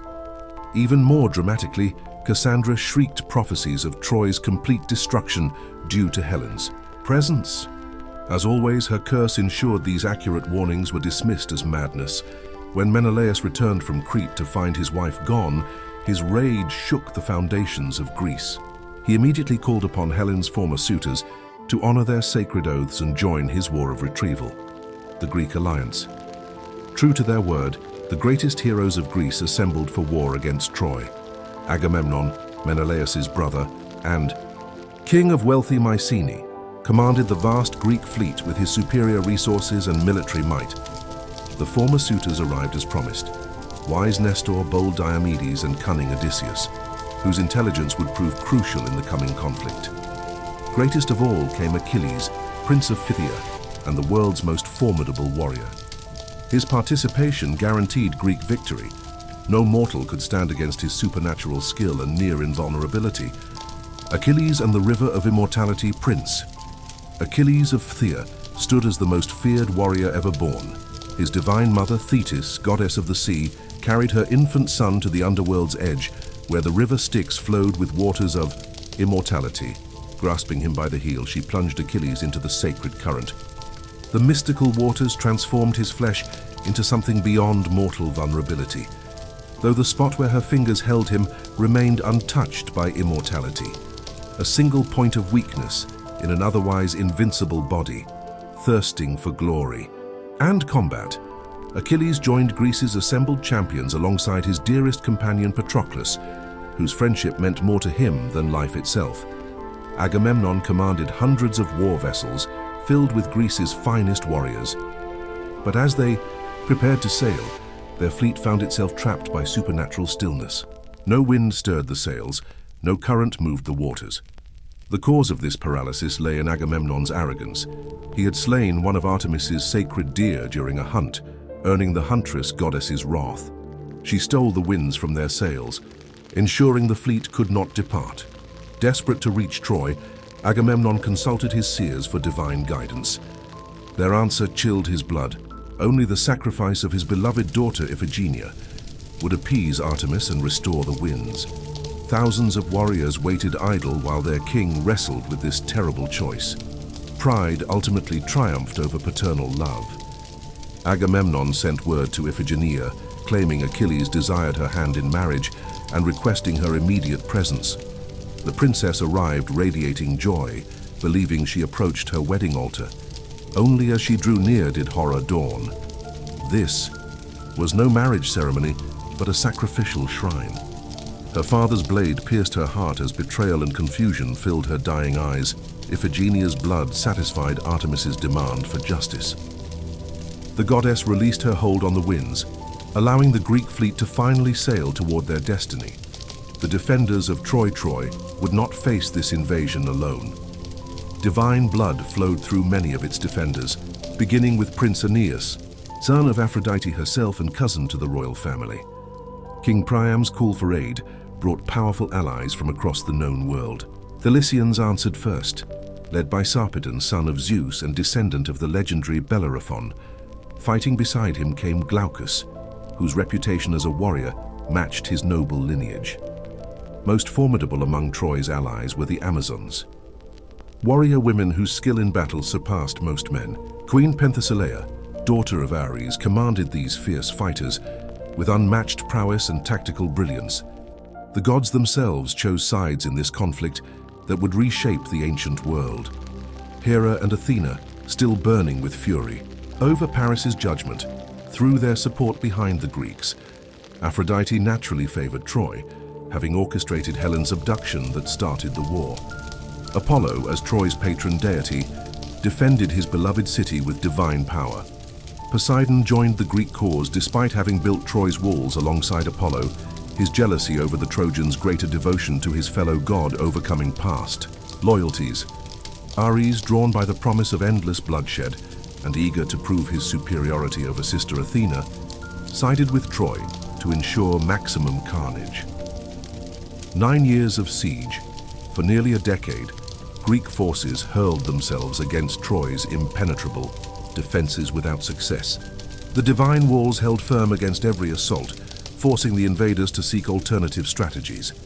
With supplies running dangerously low, Achilles led expeditions south along the coast, raiding cities and gathering resources, gold and captives. His forces conquered Lesbos before sweeping through Asia Minor's coastal settlements, leaving destruction in their wake. From the captured cities of Dionysus and Hypoplasia, the Greeks claimed many beautiful women as spoils of war. Briseis was awarded to Achilles as his prize, while Chryseis became Agamemnon's concubine, two captives whose fates would alter the war's entire course. Agamemnon grew infatuated with Chryseis, but her father, Chryses, served as Apollo's high priest and would not accept his daughter's enslavement quietly.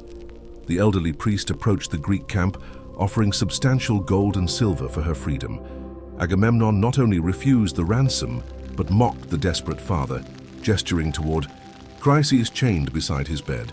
This cruelty toward his servant enraged Apollo, who unleashed a devastating plague upon the Greek armies through volleys of supernatural arrows. The pestilence forced Agamemnon's hand. He agreed to release Chryseis, and Odysseus personally escorted her home to end Apollo's wrath. However, losing his prized concubine left the king feeling cheated of his rightful spoils. Agamemnon's solution was simple and brutal. If he must forfeit his prize, then Achilles must surrender his as well. The king seized Briseis from Achilles' tent, claiming her as compensation for his loss. This theft ignited Achilles' legendary rage. When his demands for Briseis' return met only laughter, he nearly drew his sword against Agamemnon.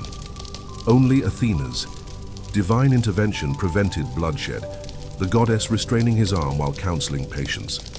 Following her wisdom, Achilles sheathed his blade, but withdrew from the war entirely. Greece's greatest weapon would remain idle in his tent, while his countrymen died for a king who showed him such disrespect. The tide turns. Initially, the Greeks maintained their siege despite Achilles' absence, though casualties mounted steadily on both sides. Hector recognized this opportunity might be Troy's only chance for victory. With Achilles neutralized, he could finally push the invaders into the sea. The Trojan prince bid farewell to his beloved wife Andromache and infant son Astyanax, knowing he might never see them again. Duty demanded he lead Troy's forces beyond their protective walls for the first time in years. Hector's assault proved devastatingly effective. Greek forces, accustomed to Achilles leading their charges, crumbled before Troy's finest warrior. Step by step, Hector drove them back toward their beached ships, threatening to burn the entire fleet. Even facing complete defeat with comrades dying around him, Achilles refused to rejoin the battle. His friend Patroclus could no longer bear watching Greek suffering, while the war's greatest hero sulked over a personal slight. Patroclus donned Achilles' distinctive armor and charged into combat. The sight of those familiar bronze plates sent terror through Trojan ranks. Surely Achilles had returned to battle at last. Panic swept through Hector's advancing army as they fled toward Troy's gates. Seeing his forces collapse, Hector made his stand against the warrior he believed to be Achilles. In single combat, he struck down his opponent with a single decisive blow, expecting to face Greece's champion in mortal struggle. When Hector removed the fallen warrior's helmet, shock froze his blood. This was not Achilles at all, but Patroclus, wearing his friend's armor. Troy's victory came at the cost of revealing how completely they had been deceived. The wrath of Achilles' Greek warriors fought desperately to recover Patroclus's body, while Trojans sought to claim this trophy. The Greeks succeeded in bringing their fallen hero back to camp, where Achilles discovered his dearest friend's corpse. Grief beyond measure consumed the invincible warrior. He contemplated joining Patroclus in death rather than enduring such agony alone. His mother Thetis descended from the heavens to comfort her son, witnessing his complete emotional destruction. Understanding that words could not heal such wounds, Thetis ascended to Olympus and commissioned new armor from Hephaestus's divine forge. The god of the forge crafted equipment worthy of the world's greatest warrior, imbuing it with supernatural protection. When Thetis placed this celestial armor upon her son, Achilles' grief transformed into pure vengeance. Only Hector's death and Troy's complete destruction could balance the scale of his loss. The real Achilles finally returned to battle, and Hector immediately recognized his doom. Terror seized Troy's bravest prince as death incarnate pursued him around the city's walls 3 times before cornering him at last. With nowhere left to run, Hector chose to face his fate with honor rather than die fleeing. He drew his sword and charged Achilles in desperate combat, but his final strike went wide, leaving him defenseless on the ground. As death approached, Hector made one final request, that Achilles treat his corpse with respect so his family could mourn properly. This plea for basic human dignity fell on deaf ears. Still consumed by rage over Patroclus's death, Achilles drove his spear through Hector's throat, ending Troy's greatest defender. He then committed an act of savage desecration, tying Hector's body to his chariot and dragging it around Troy's walls while the prince's family watched in horror. The sight broke King Priam's ancient heart. That night, the Trojan king crept into the Greek camp and prostrated himself before Achilles, begging for his son's body with tears streaming down his cheeks. Priam's grief reminded Achilles of his own pain over Patroclus's loss. This shared anguish finally penetrated his rage, allowing compassion to return. He granted the old king's request, releasing Hector's body for proper burial. All of Troy gathered to mourn their fallen hero as Priam carried his son home. None suffered more than Andromache and little Astyanax, who clung to their husband and father's still form as the funeral procession moved through streets heavy with sorrow. The wooden deception. With Hector dead, despair settled over Troy like a shroud. Achilles pressed his advantage, slaughtering defenders as he advanced toward the city gates. Victory seemed within Greece's grasp at last. As Achilles prepared to scale Troy's walls, sudden agony shot through his heel. Paris, guided by Apollo's divine aim, had sent a poisoned arrow into the only vulnerable spot on the hero's body. Achilles collapsed as venom coursed through his veins, his invincible flesh turning pale as death claimed Greece's mightiest warrior. The poison that felled him was as lethal as his reputation. Paris enjoyed his triumph only briefly. Greek warriors, who witnessed Achilles' death, hunted down the Trojan prince and exacted swift vengeance for their fallen champion. With both sides' greatest heroes dead, the war reached a bloody stalemate. The Greeks despaired of ever breaching Troy's divine walls, without Achilles' supernatural strength leading their assaults. Only Odysseus retained hope for victory. The king of Ithaca devised a stratagem so brilliant its memory would echo through the ages. A massive wooden horse, hollow within and large enough to conceal a select group of elite warriors. When dawn broke, the Trojans discovered this enormous horse standing outside their gates. The Greek camp lay abandoned, their ships sailing away toward the horizon. Wild celebration erupted throughout Troy as citizens believed the decade-long siege had finally ended. The horse's craftsmanship and imposing beauty convinced most Trojans it represented a peace offering, acknowledging their victory. Plans began immediately to bring this trophy within their walls as a monument to their endurance. Only Cassandra recognized the trap. The cursed prophetess shrieked warnings about the horse's true purpose, urging her people to burn it immediately. As always, her accurate visions were dismissed as ravings, with citizens laughing at her supposed madness. That night, as Troy slept in peaceful celebration, the horse's hidden belly opened. Odysseus, Menelaus, Diomedes, and Ajax emerged silently, cutting down the guards and opening Troy's mighty gates from within. Fire signals summoned the Greek fleet back from its hiding place. The ships returned under cover of darkness, disgorging thousands of warriors into the now defenseless city. Trojans awoke to flames consuming their homes, and Greek soldiers flooding their streets. A decade of frustrated siegecraft exploded into one night of absolute carnage as the invaders settled every grievance with sword and torch. The city's end. King Priam met his death at the hands of Pyrrhus, Achilles' son, who drove a dagger into the defenseless old man's heart. The prince left his victim's body among the fallen defenders before seeking the royal chambers. There he found Andromache, protecting her son Astyanax. Pyrrhus tore the child from his mother's arms and hurled him from Troy's walls to his death, eliminating Hector's bloodline. He then claimed Andromache as his personal slave and concubine. After 10 years of siege, Troy's legendary walls finally failed. With their king dead and their heroes fallen, the city lay completely at Greek mercy, which proved non-existent. Cassandra sought sanctuary in Athena's temple, watching in terror as her fellow citizens died around her. But Ajax the Lesser spotted the princess hiding among the sacred statues and violated her before Athena's image. This sacrilege in her holy place enraged Athena beyond measure. As Ajax boarded his ship to depart, the goddess struck it with lightning, sending him into the sea where Poseidon dragged him to a watery grave. Cassandra's ordeal continued when Agamemnon claimed her as his concubine, carrying her away to Mycenae, where a terrible fate awaited them both. Few Trojans escaped the city's destruction, but the most significant survivor was Prince Aeneas. Leading a small band of refugees from the burning ruins, he crossed the Mediterranean to Italy's shores. Beginning new lives in this distant land, Aeneas and his followers established settlements that would eventually give rise to the city of Rome through his descendants Romulus and Remus.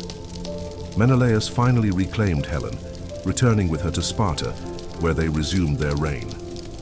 When death claimed them, they passed to the Isles of the Blessed for eternal happiness. Of all the heroes returning from Troy, Agamemnon would face among the worst homecomings, with his son Orestes inheriting the terrible consequences of his father's wartime actions. Orestes and the cycle of blood. Agamemnon's return to Mycenae began as a triumph.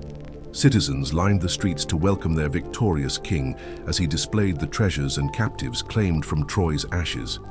Among his prizes, none drew more attention than Princess Cassandra, the Trojan seer he paraded as his personal trophy. Queen Clytemnestra watched this spectacle with growing fury. Her husband's public flaunting of his foreign concubine ignited a jealous rage that consumed all restraint. That very evening, she seized an axe and butchered Cassandra in cold blood, silencing the prophetess forever. But Cassandra's murder was merely the beginning of Clytemnestra's vengeance.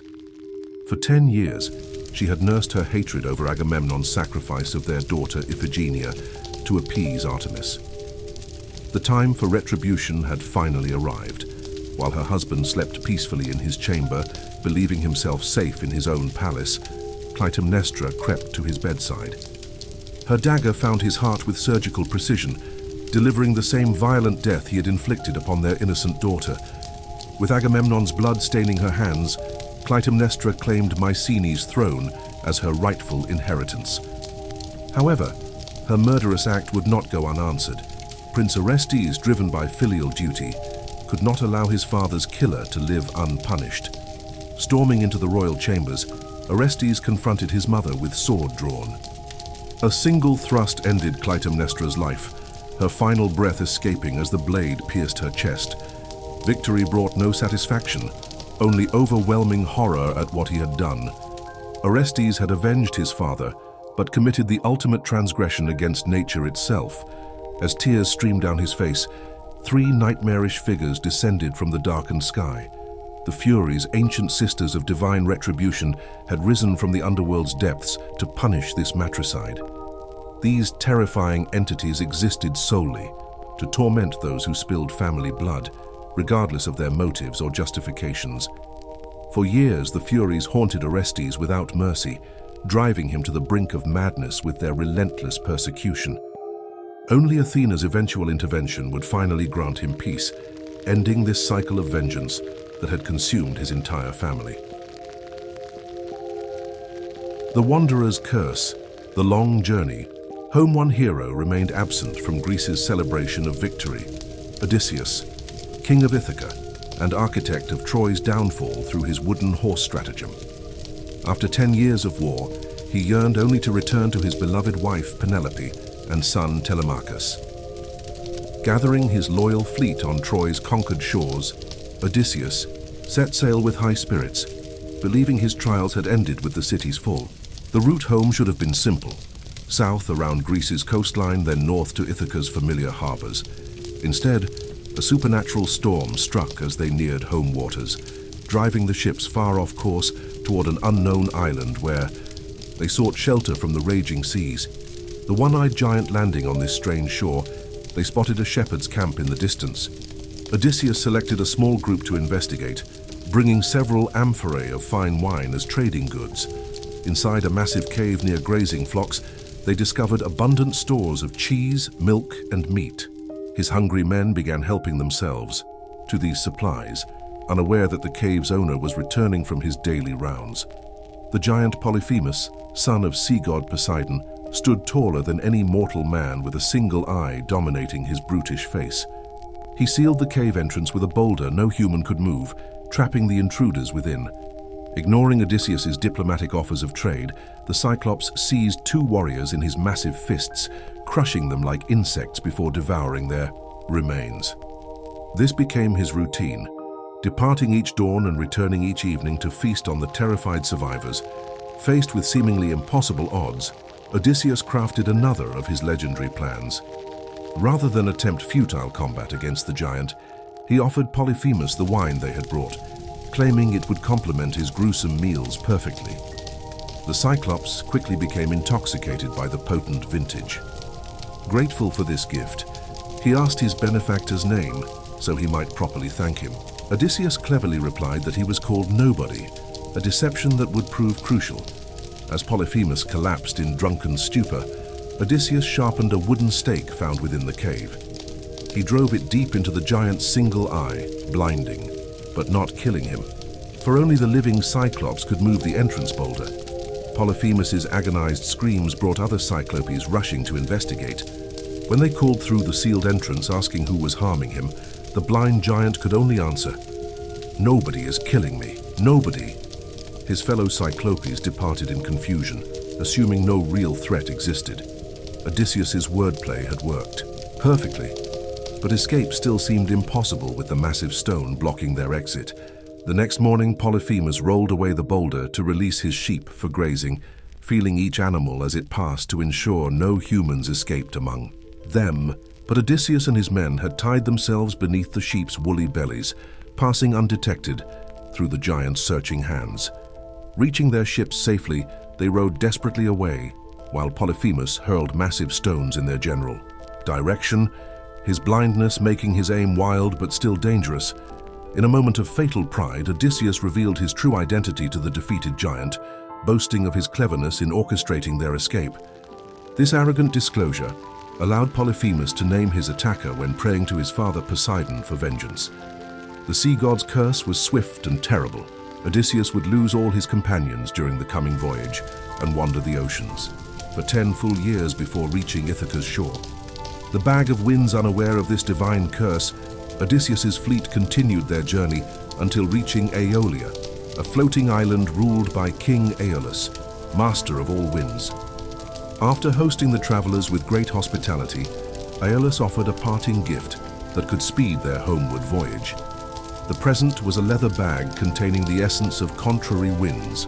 If used with precise skill, it could propel their ships directly to Ithaca in record time. Setting sail with this magical aid, Odysseus navigated expertly until his homeland's coastline appeared on the horizon. Victory seemed assured as they approached familiar waters, but his exhausted crew harbored suspicions about their captain's mysterious bag, believing it contained gold and silver treasures he was hoarding selfishly.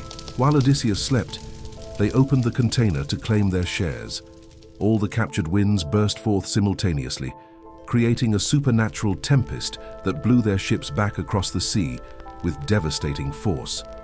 They found themselves once again at Aeolia's shores, but this time their reception was far different. King Aeolus recognized that only divine displeasure could have returned them so swiftly. Fearing the god's wrath, he expelled Odysseus from his palace, refusing any further assistance to one so obviously cursed. Still ignorant of Poseidon's vendetta, Odysseus resumed his voyage, only to encounter fresh disasters that confirmed his supernatural persecution. The cannibal giants. Their next landfall was Laestrygonia's harbor, seemingly a normal port until Odysseus sent 3 scouts to locate the local population and secure provisions. The scouts soon fled in terror, pursued by enormous humanoid figures, whose intentions were unmistakably hostile. These Laestrygonian giants were cannibalistic savages who viewed the Greek sailors as convenient prey. The giants began devouring the captured scouts before turning their attention to the ships anchored in their harbor. Hurling massive boulders from the cliff tops, they systematically destroyed every vessel except Odysseus's own ship, which barely escaped the slaughter. The Sorceress of Transformation. With only 1 ship and a drastically reduced crew, Odysseus reached the island of Aiaia, domain of the enchantress Circe. This daughter of sun god Helios and sister to the infamous witch, Medea possessed powers that rivaled the gods themselves. Dividing his remaining men into 2 groups, Odysseus established camp near their beached vessel, while the others explored inland for food and fresh water. The search party discovered Circe's dwelling, where tame wolves and lions lounged peacefully. At her feet, an ominous sign of her supernatural abilities. The sorceress welcomed them warmly, offering a feast of barley, cheese, and wine laced with secret ingredients. After consuming this meal, the men began losing consciousness. When they awoke, their human forms had vanished. They now possessed the bodies of swine, though their minds remained unchanged, trapped within bestial shapes. One sailor who had abstained from eating witnessed this transformation and raced back to warn Odysseus of his comrade's fate. Determined to rescue his men, Odysseus set out immediately for Circe's palace. Along the way, Hermes materialized to offer divine assistance, providing a magical herb called moly that would protect against the witch's enchantments. Armed with this supernatural defense, Odysseus accepted Circe's hospitality, surprising her when he remained human despite consuming her spelled food. When he drew his sword and threatened her life unless she restored his crew, the sorceress quickly complied. The pigs at her feet transformed back into men, their ordeal ended by their captain's courage and cleverness. Impressed by Odysseus's heroic nature, Circe invited him to share her bed, and their union produced a son named Telegonus. For an entire year, the Greek king remained on the island, enjoying respite from his cursed voyage. When Odysseus finally chose to resume his journey home, Circe advised him to seek the underworld prophet Tiresias, whose wisdom could guide him through the trials that still awaited. Counsel from the dead. Following her directions, Odysseus sailed to the world's western edge where an entrance to the underworld lay hidden. Through ritual sacrifice, he summoned the spirits of the dead until the blind seer Tiresias appeared. The prophet delivered a crucial warning. Odysseus and his men would soon reach the island of Helios, the sun god, where sacred cattle grazed. Under no circumstances should they harm these divine beasts, for such sacrilege would bring death to all who participated. If they could resist this temptation, they might eventually reach home safely. But if they violated the sun god's property, destruction would follow swiftly. Thanking Tiresias for this vital counsel, Odysseus departed the underworld determined to ensure none of his men would touch Helios's cattle, no matter how desperate their hunger became. The Song of Death. Soon after leaving the realm of the dead, beautiful music drifted across the waves, the irresistible song of the sirens, whose voices had lured countless sailors to destruction on their rocky shores. But Odysseus had prepared for this encounter based on Circe's warnings. He ordered his crew to seal their ears with beeswax, rendering them deaf to the sirens' fatal melody. Curious to hear these legendary voices while remaining safe, Odysseus had his men bind him tightly to the ship's mast, instructing them to ignore any pleas for release, no matter how desperately he begged. As they passed the Sirens' Island, the creature's song grew louder and more compelling. Odysseus fought against his bonds with increasing frenzy, pleading with his crew to free him so he could answer the beautiful call. His men, unable to hear either the song or his entreaties, maintained their course until the music faded behind them. Odysseus became the first mortal to hear the sirens' song and survive the experience. Unknown to him, the sirens were fated to perish if any human ever resisted their enchantment. As his ship disappeared over the horizon, these ancient creatures ended their own lives, their purpose finally defeated. The choice of horrors. The following dawn brought another impossible decision. Circe's magical foresight had warned of a narrow strait ahead, where two equally terrible dangers awaited. On the right side lurked Scylla, a six-headed sea monster dwelling in high cliffs, while the left passage contained Charybdis, a massive whirlpool that devoured entire ships without trace. Following the sorceress's counsel, Odysseus chose to face Scylla despite the certain loss of life this entailed. The monster would claim 6 of his men, but Charybdis would destroy them all. With heavy heart, he steered toward the cliff face where Scylla waited. As they passed beneath her lair, 6 serpentine heads struck with lightning speed, each seizing a sailor who screamed as the beast consumed them alive. Though grieving for his lost companions, Odysseus pressed onward as storm clouds gathered ominously ahead, forcing them to seek shelter on the island of Thrinacia. The sacred herds of Helios Thrinacia sheltered the divine cattle of Helios, sun god of the heavens, the very beasts Tiresias had warned Odysseus never to harm. Despite his stern commands forbidding any man from touching these sacred animals, circumstances would soon test his crew's obedience beyond their limits. The supernatural storm that drove them to this island refused to abate for nearly a month. Their provisions dwindled to nothing while they remained trapped, watching the forbidden cattle graze tantalizingly close to their makeshift camp. Driven to the edge of starvation, the sailors waited for their captain to fall into exhausted sleep before committing the ultimate transgression. They slaughtered several of the sun god's prized beasts, roasting the flesh over fires that seemed to burn with unnatural intensity. Dawn brought Odysseus the sight of his worst fears realized. He collapsed in despair, recognizing that his men's desperate hunger had doomed them all through this act of divine sacrilege. Though the storm finally cleared, allowing them to resume their voyage, their crime could not escape divine notice. Helios complained bitterly to Zeus about the violation of his sacred property, demanding immediate vengeance. The king of gods responded with terrible swiftness. A massive thunderbolt struck their vessel amidships, splintering it into fragments as divine fire consumed the wooden hull. Every man drowned in the churning waters save one. Odysseus alone survived, clinging to broken planks as Poseidon's curse reached its fulfillment.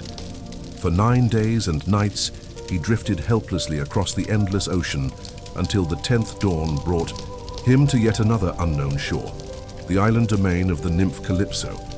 The prison of Love Calypso, daughter of the Titan Atlas, rescued the half-drowned hero from her beaches and immediately fell under his spell. This immortal beauty offered him everything mortal men dream of: eternal youth, divine status, and a paradise where no suffering could touch him. But Odysseus rejected these magnificent gifts without hesitation. His heart belonged completely to Penelope, and thoughts of his wife and son Telemachus consumed his every waking moment. Freedom to return home meant more than godhood itself. Insulted by this spurning of her generous offer, Calypso chose to keep Odysseus as her unwilling captive. For 7 long years, she forced him to share her bed while he spent his days weeping on the shoreline, gazing toward distant Ithaca with inconsolable longing. High on Mount Olympus, Athena observed her champion's suffering with growing concern. His faithful service during the Trojan War and the injustice of his prolonged torment finally moved her to action. Approaching Zeus directly, she pleaded for Odysseus's release, arguing that his punishment far exceeded any offense he might have committed. The king of gods, perhaps moved by her eloquence or simply tired of the matter, commanded Calypso to free her prisoner immediately. Reluctantly obeying this divine decree, the nymph helped Odysseus construct a sturdy raft capable of carrying him across the treacherous waters separating her island from Greece. As he neared familiar coastlines, Poseidon discovered his escape and unleashed one final tempest to destroy the makeshift vessel. Odysseus barely survived this assault, swimming desperately until he reached the shores of Scheria, where he collapsed naked and unconscious on the sand. The generous hosts, Scheria, belonged to the Phaeacians, a noble people ruled by wise King Alcinous and Queen Arete. The morning after Odysseus's arrival, their daughter Princess Nausicaa descended to the shore with her servants to wash the royal linens. The sight of a naked stranger emerging from the surf sent most of the young women fleeing in terror, but Nausicaa stood firm, guided by Athena's invisible encouragement. She provided clothing for the castaway and escorted him to her father's palace. The royal couple welcomed this mysterious visitor with traditional hospitality, inviting him to feast, while their court poet Demodocus entertained the assembly with songs inspired by divine muses. When asked to identify himself, Odysseus remained evasive, his name having brought such misfortune in the past. Instead, he spoke vaguely of the wonders he had witnessed during his travels. As the evening progressed, Demodocus began singing tales of the Trojan War, praising the heroes who fought there. His verses celebrated Achilles and Agamemnon before turning to the legendary cunning of Odysseus, architect of the wooden horse that finally breached Troy's walls. The audience cheered these stirring tales of heroic cleverness, but their guest pulled his cloak over his face and wept silently, thinking of all the companions he had lost in that distant war. King Alcinous noticed these tears and pressed for the stranger's true identity. Overwhelmed by hearing his own exploits celebrated in song and moved by the poet's skill, Odysseus finally revealed himself as the famous hero whose adventures were being recounted. Rather than returning home after victory, he explained his decade of cursed wandering, each attempt to reach Ithaca ending in supernatural disaster. Amazed to host such a legendary figure, the royal family committed all their resources to his aid. The next morning, Odysseus awoke to find a ship fully provisioned and crewed, loaded with precious gifts of gold and silver for his homeward journey. Setting sail with heartfelt gratitude, he fixed his eyes on the horizon where Ithaca waited after 20 years of separation. The suitors' contest. 20 years after departing for Troy, Odysseus finally stepped onto Ithacan soil, eager to embrace his beloved wife and son. But Athena warned him that his palace was no longer the peaceful home he remembered. Disguising him as an aged beggar through divine magic, she explained the crisis that had developed during his absence. Penelope faced enormous pressure to remarry, with over 100 suitors from across Greece occupying his halls, consuming his wealth and wearing his finest garments. Throughout this ordeal, Penelope had remained steadfastly faithful, never abandoning hope for her husband's return. To delay choosing a new spouse, she had devised an ingenious deception, promising to select a suitor once she finished weaving a burial shroud for Odysseus's aged father. Each day she worked diligently at her loom, but every night she secretly unraveled her progress, maintaining this clever ruse for 3 full years until servants discovered her trick. Now she faced mounting demands to make her choice. Unknown to anyone, salvation approached in the form of the disguised beggar, making his way toward the palace. First, he stopped at the humble dwelling of Eumaeus, his most loyal servant, who welcomed the stranger warmly and pledged assistance in reclaiming the throne. Soon they were joined by Telemachus, returning from his own lengthy search for news of his missing father. When the young prince entered Eumaeus's cottage seeking refreshment, the faithful servant arranged for privacy between father and son.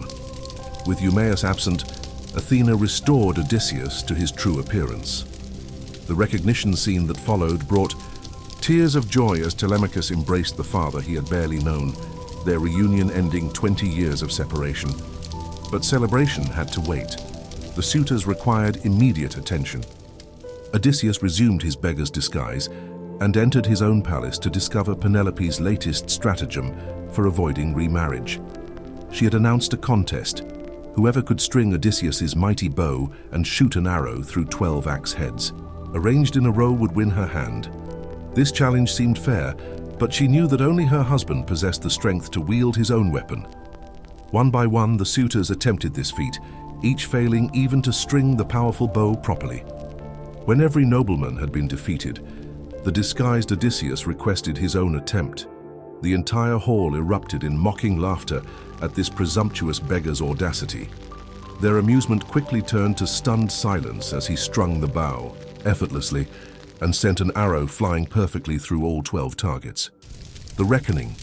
Having witnessed the destruction these parasites had brought to his household, Odysseus felt no mercy toward the suitors. He turned his bow upon them, sending arrow after arrow into their ranks with deadly precision. Panicking, they rushed for their weapons, only to discover that Telemachus had hidden every sword and spear during the archery contest.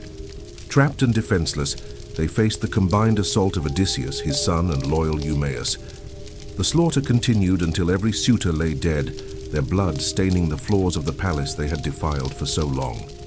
Justice had been served through violence, but peace could finally return to Ithaca.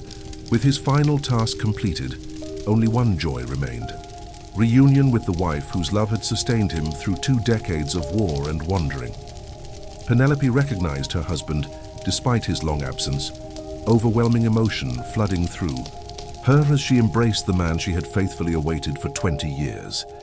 As Odysseus finally found peace in his wife's arms, she posed the inevitable question: where had he been during all this time?